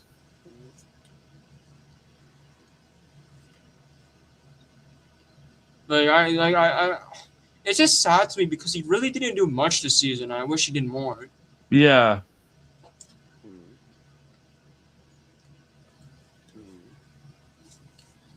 I think this season in particular, I think my favorite characters are Will, Mike, Lucas, Robin. I guess, and then Max too. Honestly, yeah, Max too. And 11? no, not 11. She's not that good this season. What? I'm trying to think. Okay. Hopper too. I love Hopper this season too. I keep forgetting Hopper. Yeah, Hopper. Yeah. Dr. K is a good villain too, so I'll put her on the list. I think she's a pretty good villain. I like her a lot. Vecna, obviously, I might be biased, but he's there too. I love the Demogorgons this season too. Oh yeah, the devil. Especially the beginning of the season. They were going crazy. Oh, how about the demo dogs? Oh, I'm glad you're Underground. You know that one scene when Kara put that bomb in the washing machine? Yeah. Did you notice the sound the demo dogs made when they were so confused by it? I think they were. They're like, huh? It's so funny. It's Oh. honestly. Yeah. I was laughing. I'm not gonna lie. That made me laugh a little bit. They're like, what? What is this? Like they were so confused. Oh yeah. Hey, Jake.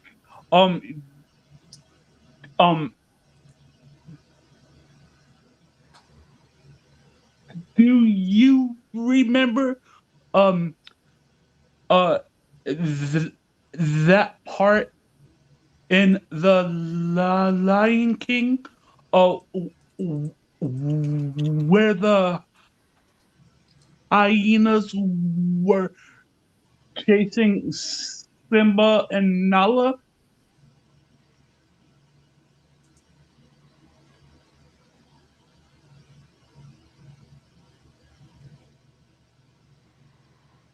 Jake? Jake, I don't know where Jake is. I'm just doing my own thing right now. I'm trying to find something real quick. Hold on. Oh yeah. Yeah. There was this part in the anime Lion King movie.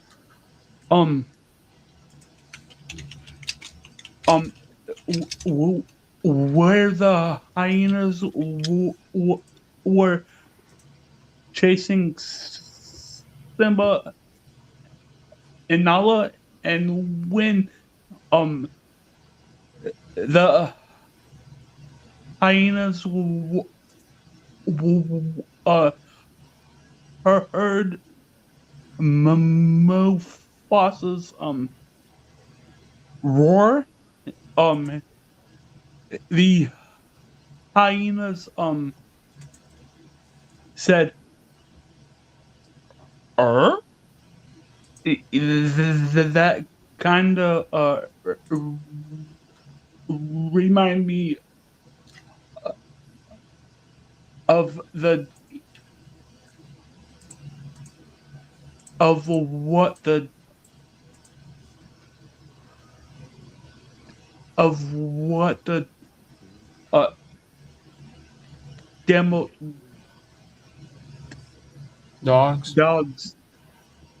did. Yeah. Hey, Underground, I'm sharing my screen real quick. Okay. Okay, so we're gonna do a tier list. Okay, we're just gonna do the season 5 characters. So ignore some of these other characters. We're just gonna do season 5. I already see some season 5 characters on here. So I don't know where Joe is. I'm probably gonna wait for him. I don't want to do this without him because I want to hear his thoughts on these characters. Okay. So yeah, this is gonna be interesting. Let me see if I can put the characters in season 5 in front. So we got Vecna. Andy was there for a bit. Derek. I see Holly there too somewhere. Is Max on this list? Yeah, Max is on this list. Yeah, you see some of the characters. Okay. You see Lonnie on there, Jake's favorite. Oh shit. And then you see where is he? Oh, hey.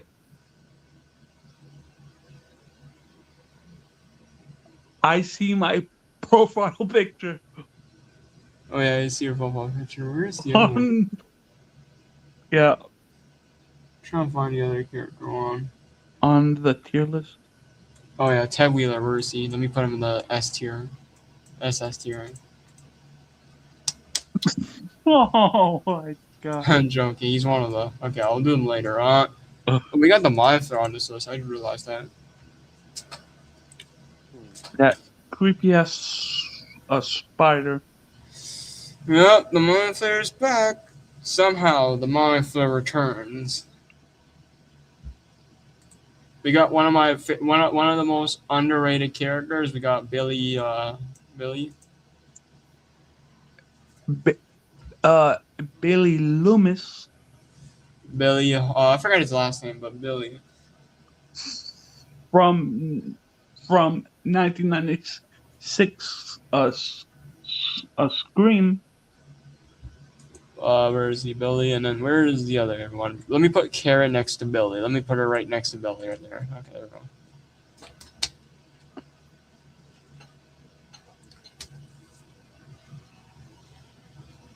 Oh, speaking of Karen, I completely forgot to mention her. Karen's one of my favorite characters this season too. Okay, I can see that. Like the fact that she was only in for like, the fact that she was barely in this season, she's doing so much more than some of the other characters. Is crazy. Oh, I am telling Zara and Sam. Zara and Sam. Yeah, Zara and Sam. Yeah. Don't tell Zara and Sam, please.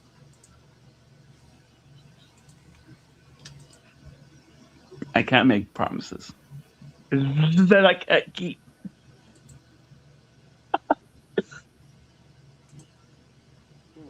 Shit.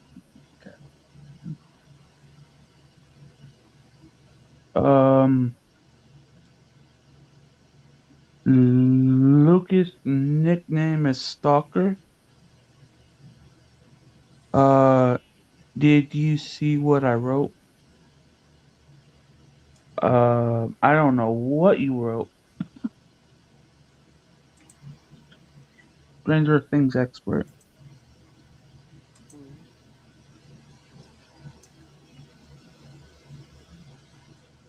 Wait. Uh, Hey, Chosen, is Stranger Things expert Jake? What do you mean?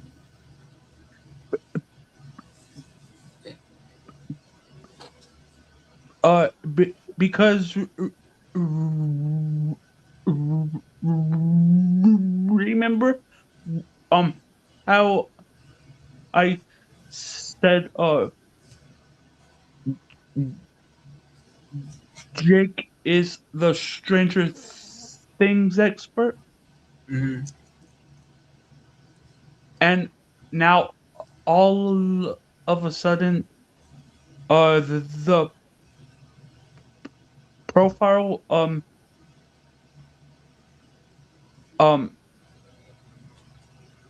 appears. Yeah. um Now I am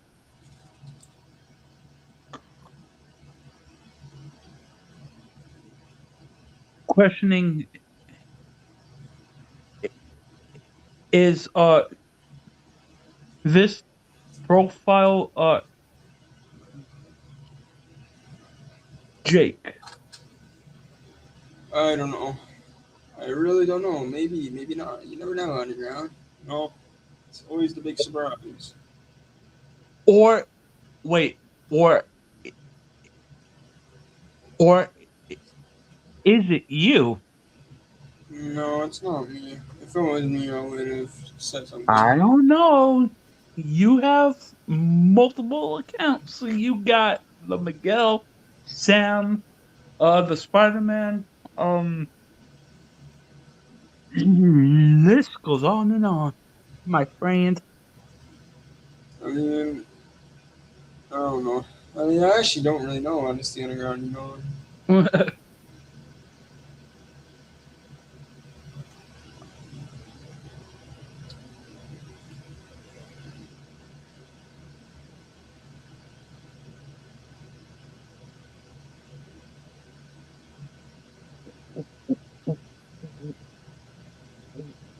Yo, where is Joe at? That's a good question. You know, he's always maybe he's writing his CO spinoff. You don't know. Oh.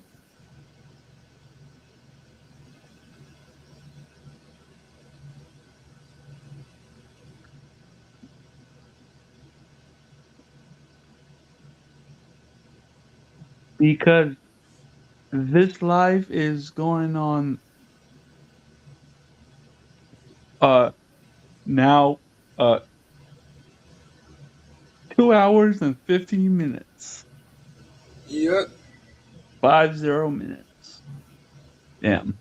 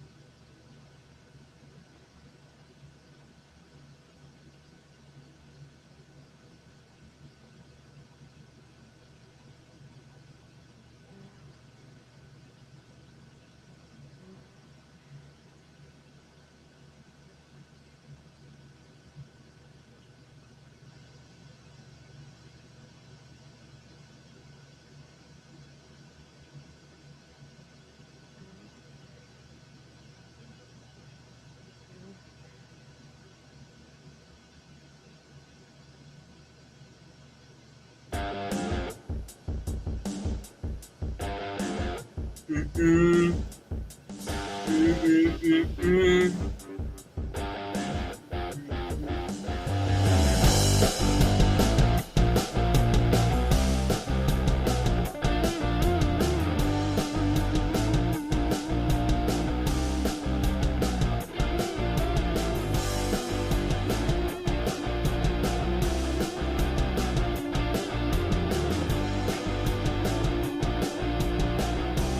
Oh,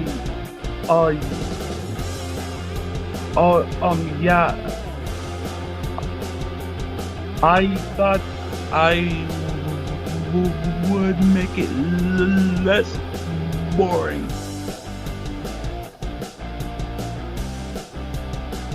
And less quiet.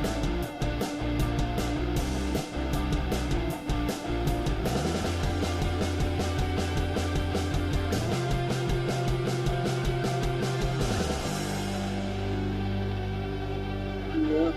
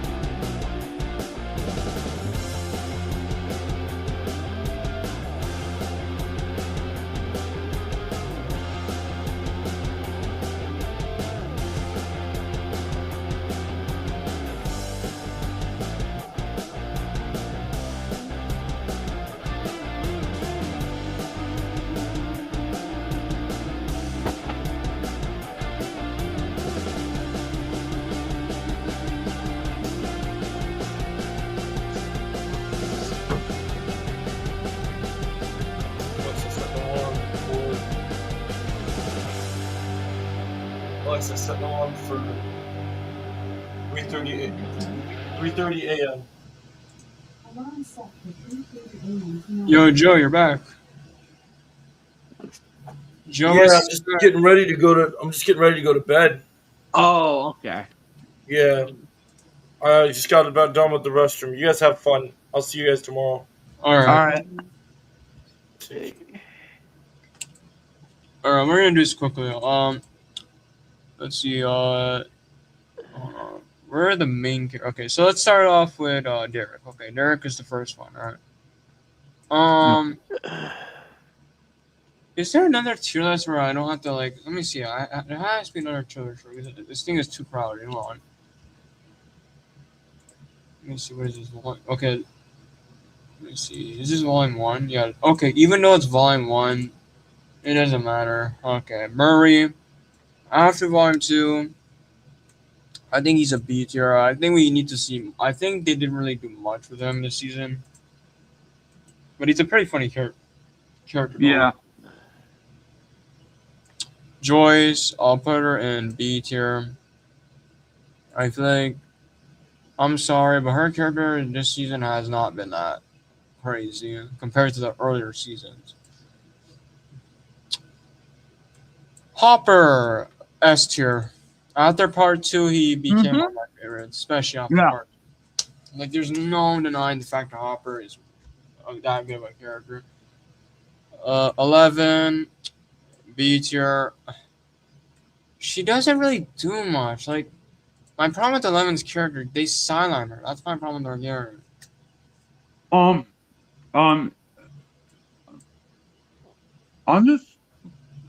Honestly, up her an A tier, in my opinion. That's just me. I'll put an A tier just because she is the main character. That's the only reason I'll put her. Mike, S tier. No denying.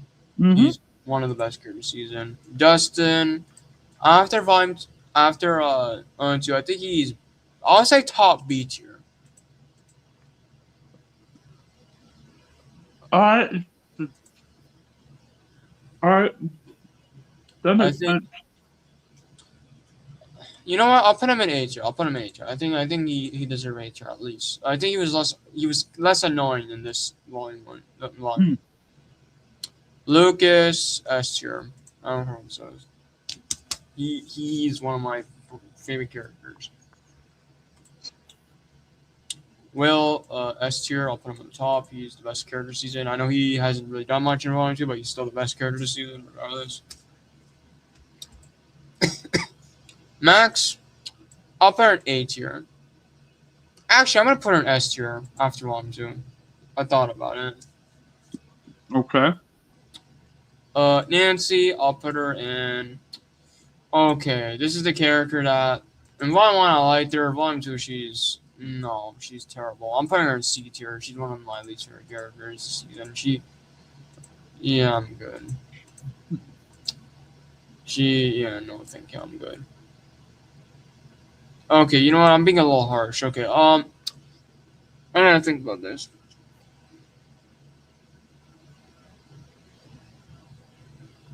B or A? I'm thinking either B or A. I don't know. I'm thinking. I don't want to put an S tier, but E or A. Just because of Volume 1. I think Volume 1 is the only reason why I'm putting it that high. Oh, damn. I'll put an A tier. That's a hard one right there. I guess I'll put an A tier. Even though I didn't like her that much in Volume 2, I think she did more than Joyce in Volume 2. So I'll put an A tier. Jonathan, I'll put him in A tier. I think he's a better character this season. I actually like him this season. Steve, okay, in Volume 1, he was like right here in Volume 1. I think I did not like him all, but after Volume 2, he's back to being one of my favorite characters. I'm putting him top A tier. He's back to be one of my favorite characters. Honestly, you know what? I'll put him in S tier just because of episodes 6 and 7. Obviously, I still think these guys are better, but he's up there. I liked him a lot again. Robin, you already know where she's going. She's going in S tier, bro. I already know this. I'll put her right there. I think she's S tier. I like her character, like especially this season. 6-7. That's funny. Vicky, I like Vicky's character. I'll put her in B tier. I think she's a good character for what she got. Henry Grill. S tier. Yeah. Vecna 2 S tier. I think he's I'll put him right beside Vecna. Ted Wheeler, yeah, you're going F tier. No one likes you. Karen, S tier. Like, she's one of my favorites this season. Yeah, Erica, that makes sense. I'll put Erica in low key. I'm gonna put her in A tier, low A tier. I think she's a good character this season. Yeah, she is. For how much she got, like, she's actually a funny character. Derek, I already know Derek, so he's going S tier. No, Wait, hold on. Wait. You put Derek above Erica. Yes, That's sad. that is sad. Oh my god. But Wow. I don't know. When do I put her in low A tier or top B tier? I'm thinking. You know, I'll just leave her in A tier. It doesn't matter. Holly. I think obviously Holly. Okay, now this is where it gets okay. So Oh, Holly. I don't know. She's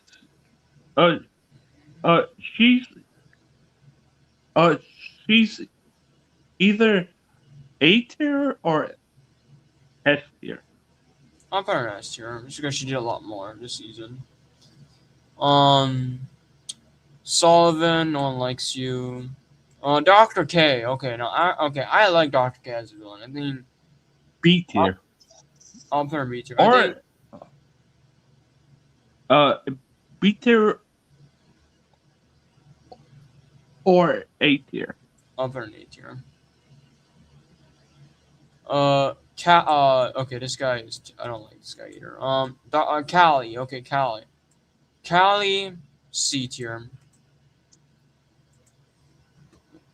Like, I Yeah, don't know. that makes sense. Yeah. Let me see. Do I have to change anything? So we got Will, Mike, Robin, Hopper. Okay. Yeah. Yeah. Okay. The S tier is perfect. I think that's perfect.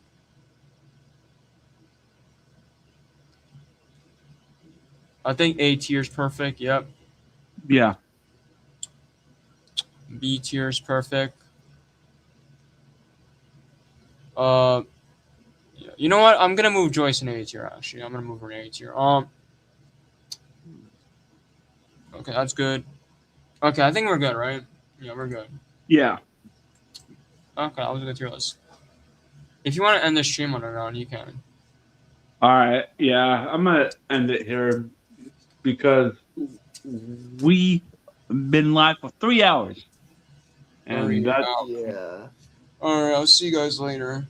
good enough for me. Good. Okay, Vecna is out. Hey, wait. Wait. Wait. Hold on. Okay. I have something to say.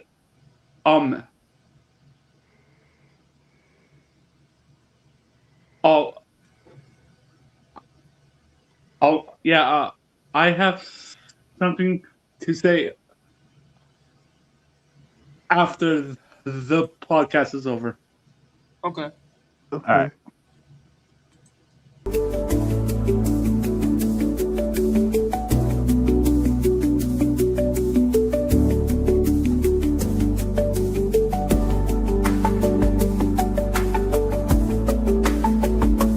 Ted Wheeler is the GOAT. No, not really. Well, we need a mention of Ted Wheeler.